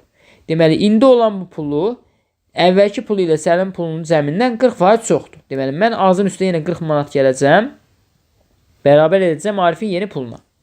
Baxın, S-in qiymətini mən bilirəm. S-in qiyməti nəyə bərabərdir? 60 plus A-ya. Gətirib yerinə yazacağım. A plus 60 plus A plus 40 bərabər neçə 3 A-ya. Buradan 2 A atsam sağ tərəf 3 A-dan 2 çıxanda qalır A. 60 plus 40 da mənə verəcək 100-ü. Deməli, Arifin əvvəlcə nə qədər pul var idi? 100 manat pul var idi. O da harada verilib? C variantında verilib. İndi keçirik növbəti 9-cu suala. Yazıb ki, babanın yaşı nəvələrinin yaşları cəmindən 10 yaş çoxdur. Baxın, babanın yaşı olsun B. Nəvələrinin sayını bilmirəm. Hamısının yaşları cəmi olsun x. Tutaq ki, 5 dənə nəvəsi var. A, B, C, D, Y. Bunların hamısının yaşlarını toplayıram. Tutaq ki, sayı dəqiq bilmirəm. Mənə verir bir x ədədini. İndi daha sonra yazıb ki, baxın, babanın yaşı nəvələrin yaşları cəmindən 10 vahid çoxdur. Bu halda babanın yaşı çoxdur deyə mən uşaqların yaşlarının üstə 10 gələcəm ki, babanın yaşını bərabər edə bilim. Daha sonra yazıb ki, 3 il sonra babanın yaşı. Baxın, 3 il sonra babanın yaşı olacaq nə qədər? B plus 3 olmuş olacaq. 3 il sonra deyir, babanın yaşı nəvələrinin yaşları cəmindən 23 yaş az olacaq. Bəs 3 il sonra nəvələrin yaşları cəmi nə qədərdir? Baxın, mən düşünsəm ki, bunun neçə dənə nəvəsi var? Tutaq gözümdən atıram 3 dənə nəvəsi var. A, B və C. 3 il sonra A-nın olacaq A plus 3 yaşı, B-nin olacaq B plus 3 yaşı, C-nin olacaq C plus 3 yaşı. Mən ABC cəminə birbaşa nə demişdim? X demişdim, elə deyil. Burada nə alınır? X plus 3, 3 dəfə 3 mənə sən verdi, 9'u verdi. Yəni, nəyə vurdum mən? Uşaqların sayını, nəvələrinin sayını vurdum 3'ə. Çünki neçə 3 dənə uşaq var, hərəsi də 3 yaş qocalır deyib, vurursun 3 almış olur. İndi mən uşaqların sayını bilmirəm. Deməli, uşaqların əvvəlki yaşı x-dir. Yaşları cəmi. Saylarını bilmirəm, hərəsi 3 dəfə 3 vahid qocalacağı üçün nə olacaq? 3 yenə olmuş olacaq. Bu da olacaq uşaqların yeni yaşı. Bu halda deyir ki, babanın yaşı 23 yaş azdır. Deməli, mən babanın yaşının üstünə, yeni yaşının üstünə, yəni B plus 3-ün üstünə 23 gələcəm və uşaqların yeni yaşına, yəni X plus 3 yenə bərabərləşdirmiş olacam. Bu halda B-nin qiymətini bilirəm. 10 plus X-ə bərabərdir. Gətirib aşağıda yerinə yazıram. 10 plus X plus 3 plus 23 bərabər olur X plus 3 yenə. Baxın, buradakı X-lar 7 artıq. Bərabərliyin solu sağı. 3, 23. 26, 10 da burada 36. 36 bərabərdir 3 yenə. N də bərabərdir 12-yə. Deməli, onun 12 dənə nəvəsi var. Yaxşı. Bəs bunu riyazi formada yazmadan necə yaza bilərdik? Baxın, məntiqən nə düşünəcəyik? Bir dənə də oxu çəksəm daha aydın başa düşəcəksiniz. Bir dənə də oxumuz var. Bu olsun babanın yaşı. Bu da olsun nəvələrin yaşları cəmi. Yəni X olsun. Bunların arasında əvvəlcə nə qədər fərq var? 10 vahid fərq var. Daha sonra 3 il keçir. Babanın yaşı nə qədər olur? 3 yaş daha da artır, elə deyil. Babanın yaşı 3 yaş daha da artır. Eyni zamanda növbəti dəfə nə olur? Uşaqların yaşı gəlir, babanın yaşını 23 vahid keçir. Mən baxıram ki, həmi babanın yeni yaşı nə qədər olub? B plus 3 olub. Uşaqların yeni yaşı isə, baxın, babanın bu yaşını, yəni B plus 3'ü 23 vahid keçib artıq. Mən baxıram ki, baxın, 26 yaş burada formalaşmış olacaq. Axı 10 yaş da əvvəldə burada var idi. 26 yaş buradan formalaşdı, 10 yaş da buradan formalaşdı. Oldu 36 yaş. Deməli, artıq uşaqlar 3 il sonra baxın babaların yaşını ümumi bu qədər qabaqlamış olacaqlar. Yəni ümumilikdə 36 yaş əmələ gəlmiş olur. Hərəsi də 3 yaş qocaldığı üçün 36-nın 3-ə bölündə məhz 12 alınmış olacaq. Əgər riyazi formada yazmasanız bu şəkildə də fikirləşə bilərdiniz. Amma istənilən halda riyazi formanı yazmanızı tövsiyə edirəm. Çünki riyazi formada hər hansı bir yazını, hər hansı bir testi yaza bilmək sizə imtahanda özgüvən verəcək. Çünki belə bir qayda-qanunluq düşünə bilmədikdə və ya ədəd qoyub testin həllini tapa bilmədikdə riyazi formada qayda-qanunluğu bildiyiniz üçün özünüzdə güvəniniz olacaq ki, mən bunu rahat şəkildə yaza bilərəm. İndi gəlirəm 10-cu suala.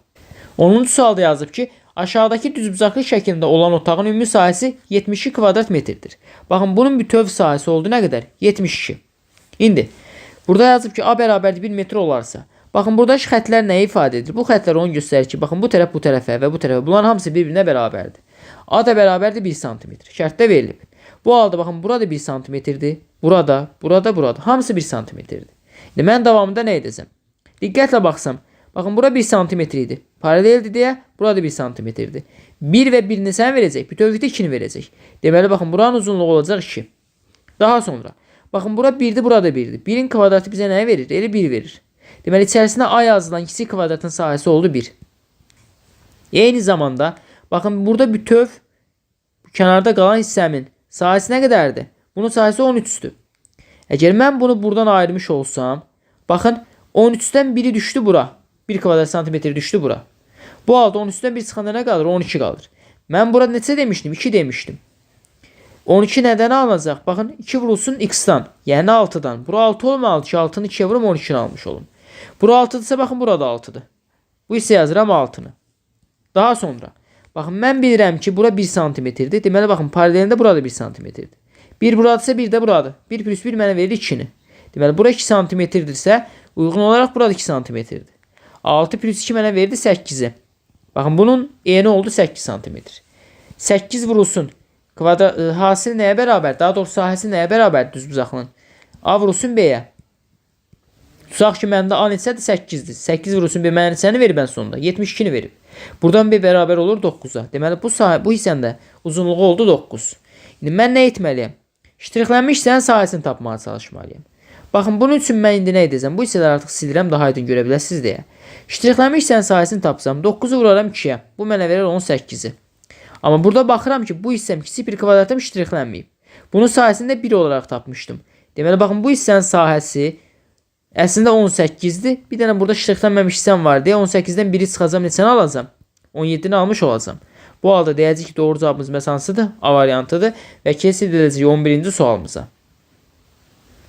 Tərəzilərlə bağlasan bir sual tipidir. Biraz sürətli keçəcəm. Həm təkrar sualdır, həmçinin rahatdır deyə çox üzərində qalmış olmayacaq. Deməli, baxın, nə etməliyik? Bu tip tərəzilərdə dedik, ya çarpaz toplayacaq, ya alt-alta toplayıb bərabərləşdirəcək bu qaydada, ya da ki, əvəz etmə tətbiq edəcək. Bəs hansını tətbiq edəcəyimizi necə qərar verə bilərik? Suala baxarıq. Baxıram ki, 4 dənə kvadrat yanaşı gəlib. Mən bunun üçün bu 4 dənə kvadrat yanaşı gətirmək üçün sol tərəfləri 1, sağ tərəfləri 1 toplayıb bərabərləşdirəcəm. 1, 2, 3, 4. 4 dənə kvadrat. Daha sonra 1, 2, 2 dənə ağ üçbucaq. Daha sonra 2 dənə də qara üçbucaq. Alındı bərabərliyin sol tərəfində. Bərabərdir. Bərabərliyin sağ tərəfində 2 dənə qara üçbucaq var. 3 dənə də ağ üçbucaq var. Bu halda, baxın, 2 qara üçbucaq buradan gedəcək. 2 qara üçbucaq buradan gedəcək. 2 dənə ağ üçbucaq buradan gedəcək. İkisi buradan gedəcək. Nə qalır geriyə? 4 dənə ağ kvadrat bərabər olur 1 dənə ağ üçbucağa. Məndən də məhz 4 dənə ağ kvadrat istəyir. Deməli, cavabım da məhz B variantı olmuş olur. İndi isə baxıram 12-ci suala. Yazıb ki, Rasim yolun yarısını və 1 kilometr getdikdən sonra ona yolun 3/1 hissəsini və daha 1 kilometr getmək qaldı. Yolun uzunluğu nə qədərdir bilmirəm. Ona görə yazıram bir kənardan x. Baxın, yazaq buradan ki, yolun uzunluğu x-dir. Deyir, yolun yarısını, yəni onun yarısı nə qədər verəcək bizə? 2/1 x verəcək. Yolun yarısını və əlavə 1 kilometr getdi. Geriyə nə qədər qaldı? Yolun 3/1 hissəsi. Baxın, qalan yolun demir, ümumi yolun deyir. Qalan yolun yazmış olsa, bəli, qalan yolu hesablayardım. Amma burada qalan sözünü yazmayıb. Deməli, yolun 3/1 hissəsini, yəni 3/1 x gedir və daha 1 kilometr getmək qalır. Baxın, yolun bu qədərini gedib, geriyə qalıb bu qədəri. Bu ikisinin cəmi mənə nəyə verəcək? Bütöv yolu vermiş olacaq. Deməli, mən bu ikisini toplasam bütöv x almış oluram. İndi sadələşdirsək, x bərabər olur 2-də 1x plus 3-də 1x və plus 2. Ortaq məxrəc bunlar üçün neçədir? Məsələn 6-dır. Sadələşdirmiş olsaq nə alınır buradan? Yəni x bərabər olur 6-da 5x plus 2-yə. X-dən də 6-da 5x çıxanda nə alınacaq? Bunu sol tərəfə atmış olsam, buradan alınacaq 6-da neçə x? 6-da 1x. Yəni 6-da x alınır, o da bərabər olur neçə? 2-yə. X-in qiyməti də burada neçədir? 12-yə bərabərdir. Deməli, yolun uzunluğu olub nə qədər? 12 cm. 12 kilometr daha doğrusu. Yolun yarısı neçə kilometrdir deyir? Yolun da yarısı nə qədərdir? 6 kilometrdir. 12 bütöv yoldur, yarısı da 6 kilometrə bərabərdir. 13-cü sualda yazılıb ki, 2020-ci ildə kollecin ümumi gəlirlərinin neçə faizi fondun gəlirləri hesabına yaranıb? Baxın. Ümumi gəlirlərimizi hesablayaq. Təhsil haqqı olub 10.000 və 10 milyon hər nəsə. Fondun gəlirləri olub 6. Özəl yardımlar olub 2. Nə qədər oldu? 10 plus 6, 16, 2 burada 18. Hökumət yardımları olub 8, 26. Və ən sonda hansı gəlirlərdir? Digər gəlirlər də olub 4. 26 plus 4 mənə verdi 30-u. Deməli, ümumi gəlirlərim 30-dur. Baxın, faizli ifadə edirəm. Çünki məndən faizi soruşurdu ən sonda. Baxın, neçə faiz yazılıb. Deməli, 30 bütöv gəlirlərim olacaq neçə faiz? 100%. Mən tapacağım ki, bəs fondun gəlirləri neçə faizdir? Fondun gəlirləri 6 milyon idi. Deməli, 6 da uyğun gəlir neçə x faizdir? Buradan x bərabər olacaq neçəyə? 100 vurulsun 6 bölünsün 30-a. İxtisarlarımızı aparmış olsa bu sıfırlar buradan 7. 6 ilə 3'ü aparanda burada qalır 2. Onu da 2'ye vuranda 20 alınmış olur. Deməli, onun 20% nə olmuş olacaq? Fondun gəlirləri hesabına formalaşmış olacaq ki, cavabım da olur məhz B variantı. İndi keçirəm 14-cü suala. Yazıb ki, rənglənmə hissənin sahəsini tapın. 1 kvadrat santimetrə bərabərdir. Yəni, tərəfi nədir kvadratın? 1 santimetrdir ki, ümumi sahəsi 1 olub. Dedi ki, simmetrik fiqurları simmetrik olaraq baxın bu şəkildə 4 hissəyə parçalanmış olacaq ki, rahat şəkildə hesablaya bilək. 4 hissəyə böləcəm. Daha sonra bir hissənin sahəsini tapıb 4'ə vurmuş olacağım. İndi baxın. Bir dənə kvadratın sahəsi 1'dir. Baxın, bir kvadratın burada. Bir kvadratın burada. İndi baxın, burada bir düzbucaqlı üçbucağım var. Fərqli rənglə verəcəm deyə daha aydın görəsiniz. Baxın, burada belə bir düzbucaqlı üçbucağım var. Bir dənə düzbucaqlı üçbucağım baxın buradadır. Növbəti. Baxın, mən buradakı bu kiçik hissəni görürsünüz. Baxın, bunu kəsəcəm buradan. Sanki bu burada yoxdur. Gətirib yapışdıracam bura. Bu zaman baxın, bunu buradan kəsmişəm artıq. Bir dənə düzbucaqlı üçbucaq harada yaranacaq? Baxın, burada yaranmış olacaq. İndi birinin sahəsi 1 kvadrat metr idi. Elə deyil, 1 kvadrat metr idi. Hansı sahə? Hər hansı bir kvadratın sahəsi. Bəs düzbucaqlı üçbucağın sahəsi nəyə bərabərdir? Düzbucaqlı üçbucağın sahəsi katitlər hasisinin yarısına bərabərdir. İndi baxın, ixtiyari bir yerdə göstərəcəm. Baxın, bunun katitlərindən biri 1 idi. Digəri nə qədərdir? 2 idi. 1, 2, 2 cm idi. Deməli, 2 vurulsun 1 bölünsün 2 ilə hesablayacağım düzbucaqlı üçbucağın sahəsini. Bu halda 2 vurulsun 1 bölünsün 2 mənə verəcək 1'i. Bir dənə düzbucaqlının sahəsi olacaq 1. Bunları da yazıram 1'i. 1, 2, 3, 4, 5. 5 sahə alınmış oldu. Baxın, bu hissədə bir dənə yerdə 5 alınmış oldu. Bəs neçə dənə belə fiqurum var? 4 dənə belə fiqurum var. Biri budur, biri budur, biri budur, biri də budur. Birinin sahəsi 5 isə 4'ə vuracağım 5'in neçəni almış olacağım? 20'ni almış olacağım ki, bu sual üçün də doğru cavabım olacaq məhz 20. İndi keçəcəm 15-ci suala. 15-ci sualımız həm təkrardır, qəbul sualdır. 2024-ün birinci cəhdi olmalıdır. Xeyr, o deyil, amma ona bənzər bir sualdır. Yenə də vaxt itirməyəcəm bu suala. Oxşarlarını çox izah etmişik. Əsasən riyazi məsələləri izah edəcəm. Keçirəm 16-cı suala. Yazıb ki, düz xəttin üzərində 11 nöqtə verilib. A nöqtəsindən digər nöqtələrə qədər olan məsafələrin cəmi 2018-dir. B nöqtəsindən digər nöqtələrə qədər olan məsafələrin cəmi isə 2000-dir. A və B nöqtələri arasındakı məsafəni təyin edin. Baxın, bu nə deməkdir? Məhz buna C yazıram. Rəngimizi dəyişək. Buna tutaq ki, yazdım C. D, B, Y. B-ni istifadə etmişəm. C, D, Y deyək bura. F, G, H, K yazaq, L yazaq, buna D yazaq. Bu şəkildə adlandırdım. Deyir, A-dan digər nöqtələrə qədər olan məsafə. Məsələn, A-dan digər nöqtələrə qədər olan məsafə hansıdır? AB məsafəsidir. AC məsafəsidir. AD. Daha sonra bu şəkildə davam edirəm. AY. Baxın, bu şəkildə sona qədər davam edəcəm. Bütün bu məsafələr, məsələn, AB məsafəsi budur. AC məsafəsi budur. Növbəti. Daha sonra AD məsafəsi, baxın, bu məsafədir. Bunların hamısının cəmi mənə verildi nə qədər? 2018-i. Davamında yazıb ki, B-dən həmin nöqtələrə qədər olan məsafə. Baxın, BA məsafəsi, BC məsafəsi, BD, BY, BF. Axıra qədər bunların cəmlərini verib 2000-i. Deyir ki, AB məsafəsi nə qədərdir? 2018-dən 2000 çıxanda alınır 18. Bəs bu 18 fərq nə fərqdir? 18 fərq buradakı fərq deyil. Hər dəfə orada yaranan fərqlərin cəmidir. Bu nə deməkdir?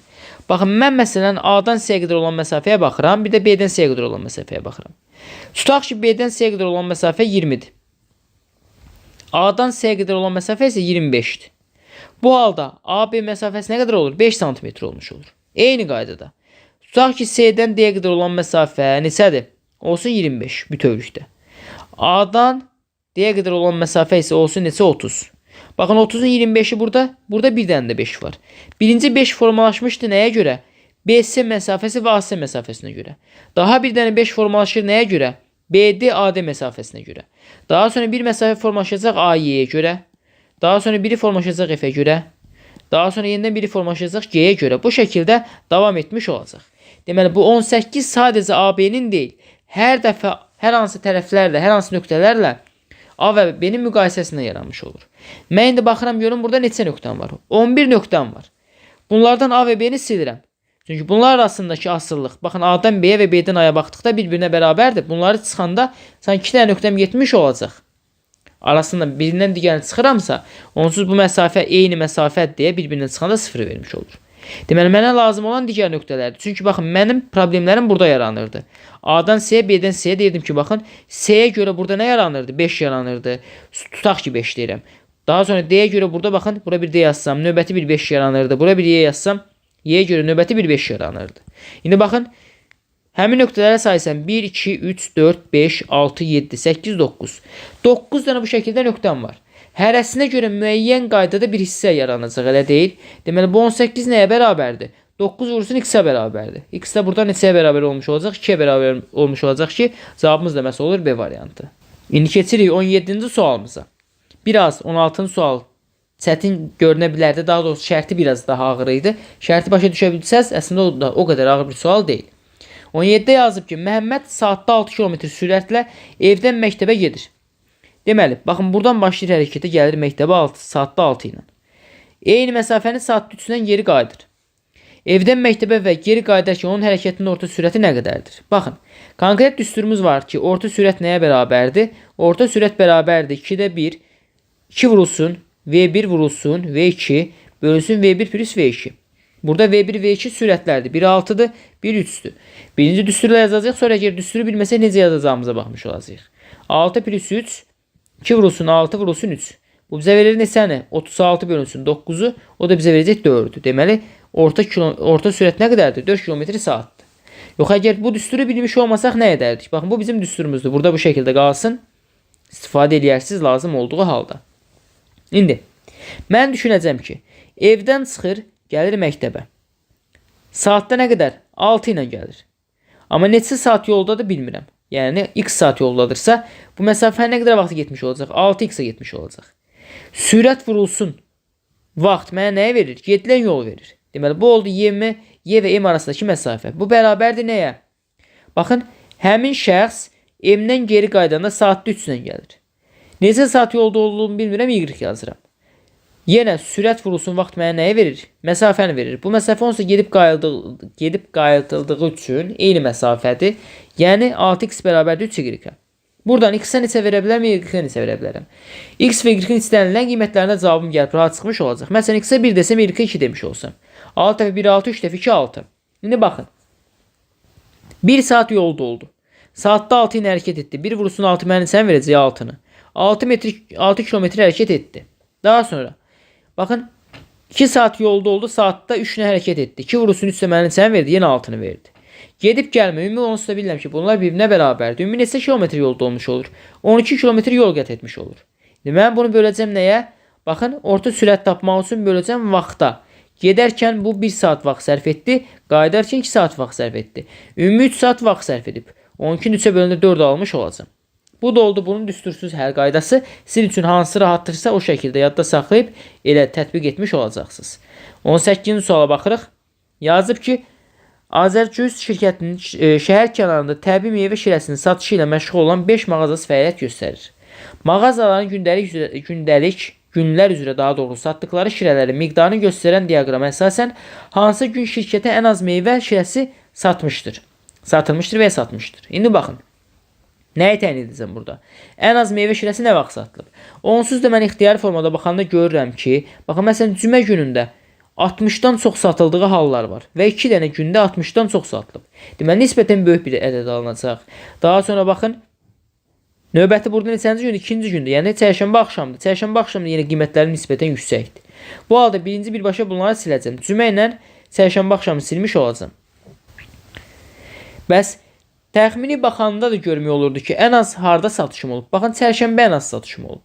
Çünki ədədlər daha kiçik ədədlər. Diqqətlə baxsam, burada 2 dənə uyğun gəlir 40,4 neçəyəsə, yəni 45-46 tutaq ki, biri gəlir 50-yə uyğun, ikisi də gəlir 55-ə uyğun. Baxın, heç biri 60-ı keçməyib. Mən bu xətlərə baxmış olsam, baxın, digər hamısında bundan yüksək idi xətlərim. Hər birində bundan yüksək xətlərim var idi deyə elə hesablamadan deyəcəm ki, ən az satış hansı gün həyata keçirilib? Çərşənbə günü həyata keçirilib. Çox mürəkkəb bir sual deyildi, üstünə çox qalmadım. Qaldı 2 dənə sualımız, 19 və 20. İndi birinci 19'u yazacağım, daha sonra 20'yə baxmış olacağıq. Bu hissəni silirəm artıq. İndi yazıb ki, Əli dostuna dedi, sən öz pulundan 100 manat mənə versən. Deməli, Əlinin pulu nə qədərdir? Ə miqdarındadır. Dostun pulu da dedi. Deyir ki, sən öz pulundan 100 manat versən, Əli dostuna deyir. Əgər dostu Əli 100 manat versə, Əlinin pulu olacaq ə plus 100. Dostunun pulu nə qədər olacaq? 100 manat azaldığı üçün olacaq 4 minus 100. Sonra deyir, mənim pulum səninkindən 2 dəfə çox olar. Əli dostuna deyir, bu hal olsa, mənim pulum səninkindən çoxdur. Deməli, dostunun pulu azdırsa, mən dostunun pulunu 2-yə vuracam və bunları bir-birinə bərabərləşdirəcəm. Bu olacaq mənim birinci tənliyim. Bunu biraz sadələşdirirəm. Ə plus 100 bərabər olur 2D minus 200-ə. Buradan 2D-ni atıram sol tərəfə. Ə minus 2D bərabər olur mənfi 300-ə. Bu qalsın burada. Keçirəm ikinci düstura. İkinci düsturda nə yazılıb? Davamında da doğrusu nə yazılıb? Yazıb ki, sən öz pulundan mənə 10 manat versən. Artıq dostu deyir. Dostu Əli edir ki, sən mənə 10 manat versən. Əgər Əli dostuna 10 manat versə, Əlinin pulu 10 manat azalacaq. Dostun pulu da 10 manat artacaq, çünki Əli buna pul verib. Daha sonra deyir, mənim pulum səninkindən 6 dəfə çox olar. Dostu deyir ki, mənim pulum səninkindən çox olar bu səfər. Deməli, bu səfər Əlinin pulu daha azdır. Mən Əlinin pulunu 6-ya vurmalıyam ki, onları bir-birinə bərabərləşdirə bilim. Bu tənliyi də sadələşdirmiş olsaq nə alarıq? 6ə minus 60 bərabərdir D plus 10. Bu da oldu mənim ikinci tənliyim. Digər tənliyimiz də necə idi? Ə minus 2D bərabərdir mənfi 300-ə. Buradan artıq müəyyən qaydada Ənin qiymətini tapmaq olar və ya D-nin qiymətini tapmaq olar. İndi diqqətlə baxmış olsaq, baxın, mən bu 60-ı atacam sağ tərəfə, D-ni atacam sol tərəfə. Burada nə olacaq? Ə minus D bərabər olacaq 60 plus 10, 70-ə. İndi burada birinci sətri 2-yə vurmuş olsaq, mənfi 2-yə. Buradan mənfi 2D və müsbət 2D gedəcək. Nə alınacaq? Mənfi 12ə plus 2D minus 140 bərabər olur neçəyə? Ə minus 2D bərabərdir mənfi 300-ə. Buradan mənfi 2D müsbət 2D bunlar getdi. Nə qaldı? Mənfi 11ə bərabər olur neçəyə? 170-ə. Daha doğrusu neçəyə? 300 burada, 140 da burada. 440-a. 440-a bərabər olmuş olur. Mənfi 440 olacaq nəyə görə? Mənfi 140 və mənfi 300-dür. Mənfi 440 alındı. Bu halda Əlinin pulu bərabər olur neçəyə? 40-a. Əlinin pulu 40-dırsa gətirib hər hansı bir tənlikdə yerinə qoyub hesablayacağım. Nə alınır? Əlinin pulu 40-dır. 40 minus 2D bərabərdir mənfi 300-ə. Buradan mənfi 2D bərabər olur mənfi 340-a. Buradan D də bərabər olur 170-ə. Deməli, dostunun hesab nə qədər pul var? 170 manat pul var. Cavabım da olur məsəl variantı. İndi keçirəm variant onun sonuncu sualına. Yenə nisbətən orta ağırlıqlı bir riyazi məsələ idi. Əslində biraz diqqətli olmuş olsaq rahat şəkildə yaza bilərdik. Yazıb ki, 3 dost A, B, C karaoke'da ifa etmək üçün mahnı sifariş etdilər. Mahnı solo, duet və trio şəklində ifa oluna bilər. Mahnı kimlər və kimlərin ifa etməsi barədə dostlar neçə cür seçim edə biləcəklər? Baxın, 3 halım var. Birinci halda onlar solo oxuyacaq, yəni tək-tək. İkinci halda onlar duet oxuyacaq, yəni 2-2. Üçüncü halda onlar trio oxuyacaq, yəni 3-ü də eyni anda. Bu halda 3 dənə şəxsi mahnılar da A-dır, B-dir və C-dir. Əgər A oxumuş olsa, daha sonra başqa kim oxuya bilər? B də oxuya bilər, C də oxuya bilər. Deməli, solo oxumaq üçün bunlar 3 dənə seçim var. Ya A şəxsi oxuyacaq, ya B şəxsi, ya da C şəxsi. 3 dənə hal oldu burada. Əgər duet oxumuş olsalar, ya A ilə B duet edəcək, ya A ilə C duet edəcək, ya da ki B ilə C nə edəcək? Duet etmiş olacaq. 3 dənə də hal oldu burada. Trioda isə üçü də eyni anda sanki mahnını ifadə edirdilər. Üçü də eyni anda oxuyurdular. Baxın, bir dənə də halalarda oldu, burada olmuş oldu. Deməli, cəm mən neçəni verəcək? 3, 1, 3, 3, 1, 3, 1. Mənə 7-ni vermiş olur ki, deyəcəm ki, onlar bu verilmiş şərtlər daxilində 7 cür seçim edə bilərlər. Növbəti sualımız 45 nömrəli yazılan bu sualdır. Deməli, bu suala diqqətlə baxmış olsaq, belə suallara zaten sətir-sətir baxdıqda tapmaq olur. Baxın, sətir-sətir baxmış olsaq, məsələn, daxildə verilən xətlərə baxıram. Baxın, bu xəttim. Bu hissəni götürürəm. Burada da var, burada da var. Amma burada yoxdur. Deməli, xanalar, baxın, birinci xana, ikinci xana, üçüncü xana. Üçüncü xana nəticədir. Orta olan xətləri nə edib? Götürüb silib. Məsələn, nəyi çəkib burada? Baxın, diqqət yetirək, mən xətləri daha aydın çəkim, sizə başa düşəsiniz. Mən də bu ümumi cədvəldir. Ümumi cədvəl çəkəcəm. Birinci, aydın olsun ki, sizə nələri hara çəkməliyik biz? Bu bizim ümumi cədvəlimizdir. Bir də cədvəlin içində verilən bizim nələrimiz var? Xətlərimiz var. O xətləri də başqa bir rəngdən göstərəcəm. Məsələn, yaşıl rəngdən. Baxın, mənim bu xəttim burada da var. Bu xəttim burada da var. Burada yoxdur. Deməli, nə edib burada? Ortaq olanları silib. Bunlar mənim sətirlərimi də göstərim bu şəkildə. Bunlar mənim sətirlərimdir. Deməli, mən bunu çəkə bilmədik. Diqqətlə baxanda görürəm ki, ortaq olanları silir. Məsələn, ortaq olmayanları götürüb saxlayacaq. Bu xəttim burada var, amma burada yoxdur. Götürüb bura çəkib. İndi birbaşa keçirəm hara? Sual hissəsinə, sonuncu sətrə. Məsələn, mən baxıram ki, mənim baxın, başqa rənglə göstərəcəm. Bu xəttim burada da var. Həmin xəttim baxın, burada da var. Hər ikisində var. Deməli, burada nə olmalıdır? Olmamalıdır. D variantda verilibdir, D variantda silirəm, yanlışdır. Daha sonra baxın, bu xəttim burada da var, burada da var. Deməli, burada olmamalıdır. Heç bir variantda yoxdur onsuz da. Bir də bu xəttim, baxın, bu 3 xəttim onsuz da burada var idi. Deməli, bu 3 xətt ortaq olduğu üçün bunun üçü də silinəcək. Geri qalan mənim doğru cavab variantım olmuş olacaq. O da hardadır elə geri qalan hissə? Baxın, bunu da başqa bir rənglə göstərəcəm. Bu hissə isə ancaq şəkillərdən birindədir. Deməli, ortaq deyil. Bunu da götürüb bütövlükdə digər hissəyə çəkmiş olacaq. O da A variantda verilib deyə doğru cavabımız olur məhz A variantı. Növbəti 46 nömrəli suala baxırıq. Yenə sətir-sətir baxsaq tapmış olacağıq. Bütövlükdə baxın, belə bir fiqur formasında bunu ayırt etmiş olsaydım, sol hissəyə baxır.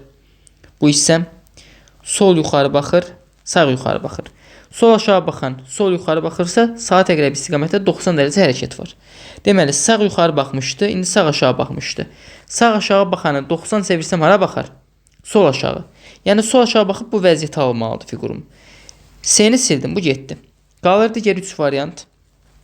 İndi məhz buradakı künc nöqtəsindəki fiqura baxıram. Ağ hissə. Sol aşağı baxır, sağ aşağı baxır, sol aşağı baxır. Daha doğrusu doğru deyim. Bu küncdəkinə baxırdıq. Sağ yuxarı baxır. Sol aşağı baxdı.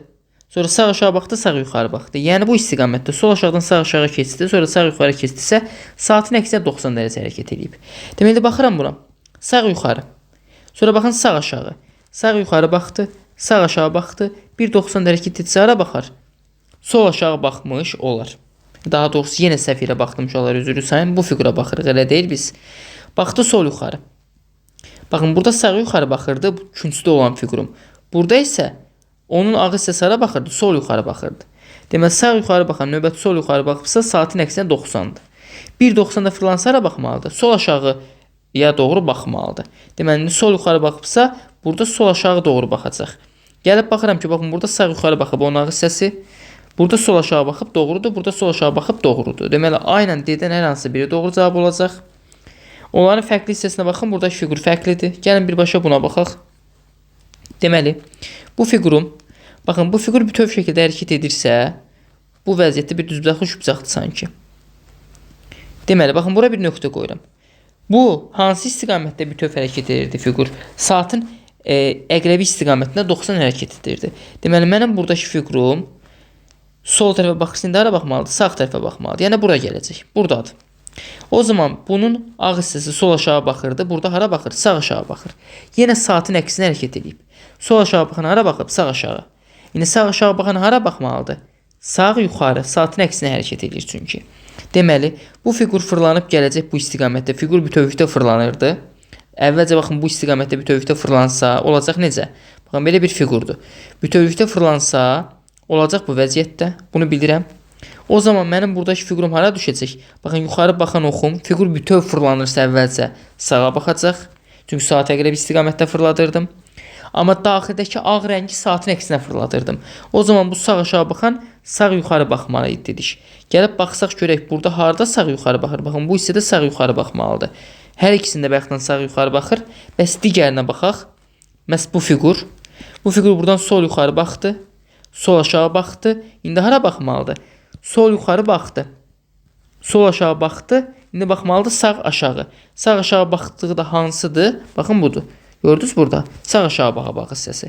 Biraz qarışıq bir sual idi. Lazım olsa təkrar bir daha baxın. Növbəti suala baxaq. 47 nömrəli sual. Oxşarını sınaqda da istifadə etmişdik. Deməli, ən daxildəki fiqura bir nömrəli fiqur deyirəm. Elə baxın, buradan mənim fiqurum xətti hərəkətə başlayır. Birdən keçir hara? Birdən tutaq ki, gəlir burada neçə xətt var? Ümumiyyətlə neçə fiqur var? Onu sayın. 1, 2, 3, 4, 5 və 6 dənə fiqur var. Bu birdən gəlir hara bura doğru? Tam 5'ə. Baxın, birdən gəldi 5'ə. Növbəti. 5'dən keçir gəlir hara? Tam dayandığı nöqtəyə baxıram 6'ya. 6'dan qayıdır hara? 2'yə. 2'dən qayıdır hara? 3'ə. 3'ə də yoxsa 4'dədir. 1, 2, 3, 6, 5, 4. Diqqətlə baxaq, elə qayıdır neçəyə? 3'ə. Daha sonra 3'dən də hara qayıdır? 1'ə qayıdır. Deməli, bu əvvəlki sual metodu ilə həll olduqda üstə düşmür. Eyni qaydaya əsaslanmır. Fərqli bir qayda qanunluq düşünməliyik burada. Silin bu hissəni yenidən baxaq. Əslində oxşar qaydadır uşaqlar. Sadəcə burada kənardan mərkəzə doğru sayılır. Mərkəzdən kənara yox. Bir nömrəli fiquru burada bunun ən kənardakını götürür. O zaman baxın, bir nömrəli fiqura buradan başlayıram. Bir nömrəli fiqurdan gəlir hara? 2 nömrəli fiqura, 5 nömrəli fiqura. 5'dən gəlir burada 4'ə. 4'dən gəlir 6'ya. 6'dan gəlir yenidən 5'ə. 5'dən qayıdır 6'ya. Hamısını görür, yeganə 3 nömrəli fiquru görmür. Fiqurları kənardan içəriyə doğru saymaq lazım. Məsələn, baxın, 1, 2 nömrəli fiqur bu da elə deyil. Baxın, 2 nömrəli fiqurun üstdən keçib, amma orada onu birləşdirməyib digər fiqurlarla. Sanki sadəcə üstdən keçir. Yəni orada kəsilmir, qırılmır xəttim. Baxın, heç bir yerdə 2 nömrəli, yəni o qırmızı xətlə çəkdiyim yerdə baxın, belə bir qırılma nöqtəm yoxdur. Və ya baxın, burada 4 yazılıb. 1, 2, 3, 4. 4 nömrəli fiqur düşdü bura. Baxın, bu fiqurdur. Qırıq xət bunun üstündən keçir, amma heç bir yerdə onu da dayanmır. Yəni, bu qalan xət heç bir yerdə orada qırılmır. Bəs burada baxmış olsaq, 1, 2, 3, 4, 5, 6. Bu 6 dənədən, baxın, bu mərkəzdəki 6'da qırılma var. Gördünüz, bura gəldi, buradan qırıldı, başqa yerə getdi. 6 deyil, deməli. Doğru nə olacaq? 5 olacaq, elə baxın. 5 nömrəli fiqurun bu fiqurda, elə deyil. Kənardan içəri doğru sayırdım. 5 nömrəli fiqurda heç bir halda qırılma yoxdur. Məsələn, baxın, 6'da burada qırılmadı. 4'də burada qırılmadı. Daha sonra baxın, burada bir qırılmamız var. Bu neçədədir? Daha doğrusu doğru hesablayaq. Bu 1 nömrəli fiqurdur. Yenə 6 dedim. 1 nömrəli fiqur budur. Sonra bu 3 nömrəli fiqurdur. Növbəti bu neçə nömrəli fiqur olacaq? 4 nömrəli fiqurdur. Bu 5 nömrəli fiqurdur. Və bu da 1 nömrəli fiqur, 6 nömrəli fiqurdur. Hamısını görür. Bir dənə 2 buradakı mərkəzdəki neçə nömrə olur? 5 nömrə olur. 5 nömrəli fiquru görmür. Maksimum burada sizə aldığında nə olardı ki, öncə işlədiyimiz suallarda daxildən kənara doğru sayırdı. Burada isə kənardan daxilə doğru sayıb. Deməli, yeganə burada olan bu 5 nömrəli fiqur dedik buna. Həmin o fiqurun üstündə baxın, belə bir qırılma nöqtəmiz bizim nədir? Yoxdur. Daha doğrusu bu fiqurun üstündə. 5 nömrəli fiqurumuz bu idi. Bunun üstündə bir qırılma nöqtəmiz yoxdur. Baxın, belə bir qırılma nöqtəsi verilməyib. Hansı ki, mən onun qırmızı nöqtələrini indi göstərirəm. Belə bir nöqtəm onun üzərində yoxdur. Deməli, cavabımız olacaq 5. Hansı variantdadır? Bu A variantındadır. Daha sonra 144 nömrəli sual yazıb ki, 144 ədədinin 45'də 30 hissəsinin 57'də 19'unun 12,5%'nin 68'də 17 hissəsini müəyyən edin. Çox mənasız bir sualdır. 144 ədədinin hissəsini tapanda onu hissə göstərəndə vururuq.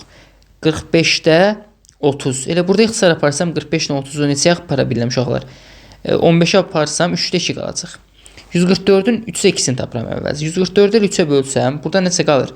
4 dəfə 3 12, 24'də 8. 48 vursun 2 bu bizə verir 96'nı. Deməli 144'ün 45'də 30'u 96'ya bərabərdir. Bura qədər tapdım. 96'nın həmin ədədin 96 ədədinin 57'də 19 hissəsini. Vurulsun 57, daha doğrusu vurulsun 57'də 19. İndi bunu hesaplamış olsaq 57 ilə 19 3-ə xısar gedir axı. Burada nə qalır? Elə 3 qalır. 96-nı 3-ə bölsək, burada qalacaq 32. Deməli, bura qədər ədədim 32-dir. 32-ni tapdım. 32-nin 12,5%-ni tapmalıyım. Yəni 32-ni vuracağım 12,5-ə böləcəyim 100-ə. Burada 4-ə xısar aparsaq 25 burada qalacaq. 8 burada qalacaq. İndi bunu mən məsələn necə göstərirəm? Tam olaraq 125 kimi göstərsəm burada nə alınır? 5 dəfə 125-i 5-ə vursaq 125 alınır elə deyil. Bu deməli 0,5 dəfədir. Daha doğrusu harda 0,5-dir? Məxrəcdə yəni 0,5 almış olacaq. 25-i 0,5-ə vuranda nə alıram? 12,5 almış oluram. İndi 0,5 nə deməkdir? 2-də 1 deməkdir. 8-in də 2-də 1-i, yəni yarısı nəyə bərabərdir? 4-ə bərabərdir. 4-ü tapdım. Ən sonunda deyir ki, həmin 10-un, yəni 4-ün 68-də 17 hissəsini vurulsun 68-də 17. Elə burada ixtisar aparsaq bunlar 4-ə ixtisar gedir. 4-ə 4-ə bölündə nə alınır? 1 alınır. Deməli cavabımız 1 C variantıdır. Növbəti, burada baxaq neçə sualımız qalıb. Cəmi 2 dənə sualımız qalıb. Bunu da çəksək, artıq videomuz bu suallarla yekunlaşmış olacaq. Deməli, yazılıb ki, bir şagirdin 3 yoldaşına təklif etdiyi oyun. Bununla bağlı işləmişik. Birbaşa əl qaydasına keçəcəm. Deməli, 4 nəfər oyun oynayır, kənardan bir nəfər gəlib bunlara sual verir. Ki, oyunu kim hazırlayıb? Barmağını sola doğrultudan şəxs deyir ki, oyunu hazırlayan hər kimdirsə, məndən soldakılardan biridir. Birdən solda heç kim yoxdur, elə deyil. Deməli, bir istənilən halda yalan danışır. Barmağını sağa doğrultudan şəxs, baxın, bu şərtdə yazılıb onsuz da. Mən sadəcə bu sualların hamısının şərti eyni deyə bir də başqa şərti oxumadan deyirəm. Barmağını sağa doğrultudan şəxs deyir ki, sağdakılardan biridir. Demir 3 nömrədir və ya 4 nömrədir. Sağdakılardan hər hansı biridir deyir. Barmağını aşağı tutan şəxs deyir mənəm. Yuxarı tutan şəxs deyirsə mən deyiləm. Əgər burada başqa bir işarə olsa, məsələn, smaylik olsaydı, tutaq ki, belə bəzi suallarda olurdu. Smaylik olurdu. Mənim çəkdiyim smaylikdə maksimum belə olacaq. Hər nəysə. Bu smaylik var və ya başqa bir burada işarə varsa, onlar danışmayan şəxslərdir. Onlar oyunu hazırlamış ola bilərlər, amma doğru və yalan məlumat dediklərini bilməyəcəm. Çünki danışmırlar. Onlara həmişə sual işarəsi qoyacağam. Əgər varsa, burada da yoxdur. Mənim 4 nə ehtimalım var. Çünki oyunu hazırlayan hər hansı 4-ündən biri ola bilər. Və indi burada nə edirəm? 4 dənə ehtimalın 4-ünü də yoxlayıram. Kimin fikri mənim fikrimlə üstə düşürsə, o doğru danışan, üstə düşməyəsə yalan danışan olacaq. Mən birinci oyunun hazırlayanın bir nömrəli şəxs olduğunu düşünürəm. Bir nömrə də sol tərəfini göstərir. Mən deyirəm, solda yerləşir o adam. Amma mən də birini özünü nəzərdə tutmuşam. Deməli, fikrimiz üstə düşməzsə bu yalan danışır. Minus qoyuram. Mən biri düşünmüşəm, 2 sağını göstərir. Yanlışdır. 1-2-dən soldadır. Mən biri düşünürəm, 3 özünü göstərir. Yanlışdır. Mən biri düşünürəm, 4 də deyir, bəli, mən deyiləm. Bəli, 4 deyil, 1-dir. Mən biri düşünmüşəm, 4 də deyir, bəli, mən deyiləm. Yəni, kim olur, onunla bağlı nəsə demir, amma mən olmadım deyir. Yəni, özünün olmadığını deyir. Bu doğrudur. Deməli, birinci ehtimalda mənim bir doğrum, 3 dənə yalanım var. Keçirəm ikinci ehtimala. İkinci ehtimalda isə mən düşünürəm ki, oyunu hazırlayan şəxs ikinci şəxsdir. Bu halda birinci şəxs yalan danışır həmişəki kimi. Çünki sol tərəfini göstərir, amma 2 birdən sağdadır. 2 özü yalan danışır. Çünki mən 2-ni deyirəm, 2 isə sağını göstərir. 3 yalan danışır. Mən 2-ni deyirəm, 3 özünü göstərir. 4 bu səfər də doğrudur. Mən 2-ni deyirəm, o da deyir, bəli, mən deyiləm. Yenə mənim bir doğru, 3 yalanım oldu. Üçüncü ehtimalda isə mən oyunu hazırlayanın üçüncü şəxs olduğunu düşünürəm. Bir həmişə kimi yalan danışır, sol göstərir, solda heç kim yoxdur onsuz da. 2 sağını göstərir, doğrudur. Mən 3-ü düşünmüşəm, 2 də 3-ü göstərdi. 3-ün özü də doğrudur. Mən 3-ü düşünmüşəm, 3 də deyir, bəli, mənəm. 4 də doğrudur, çünki 4 deyir, mən deyiləm. Bəli, 4 deyil, 3-dür. Deməli, burada da 3 doğru, bir yalan danışan oldu. Sonuncu 4-cü ehtimala baxırıq. Mən bu zaman düşünürəm ki, oyunu hazırlayan şəxs 4-cü şəxsdir.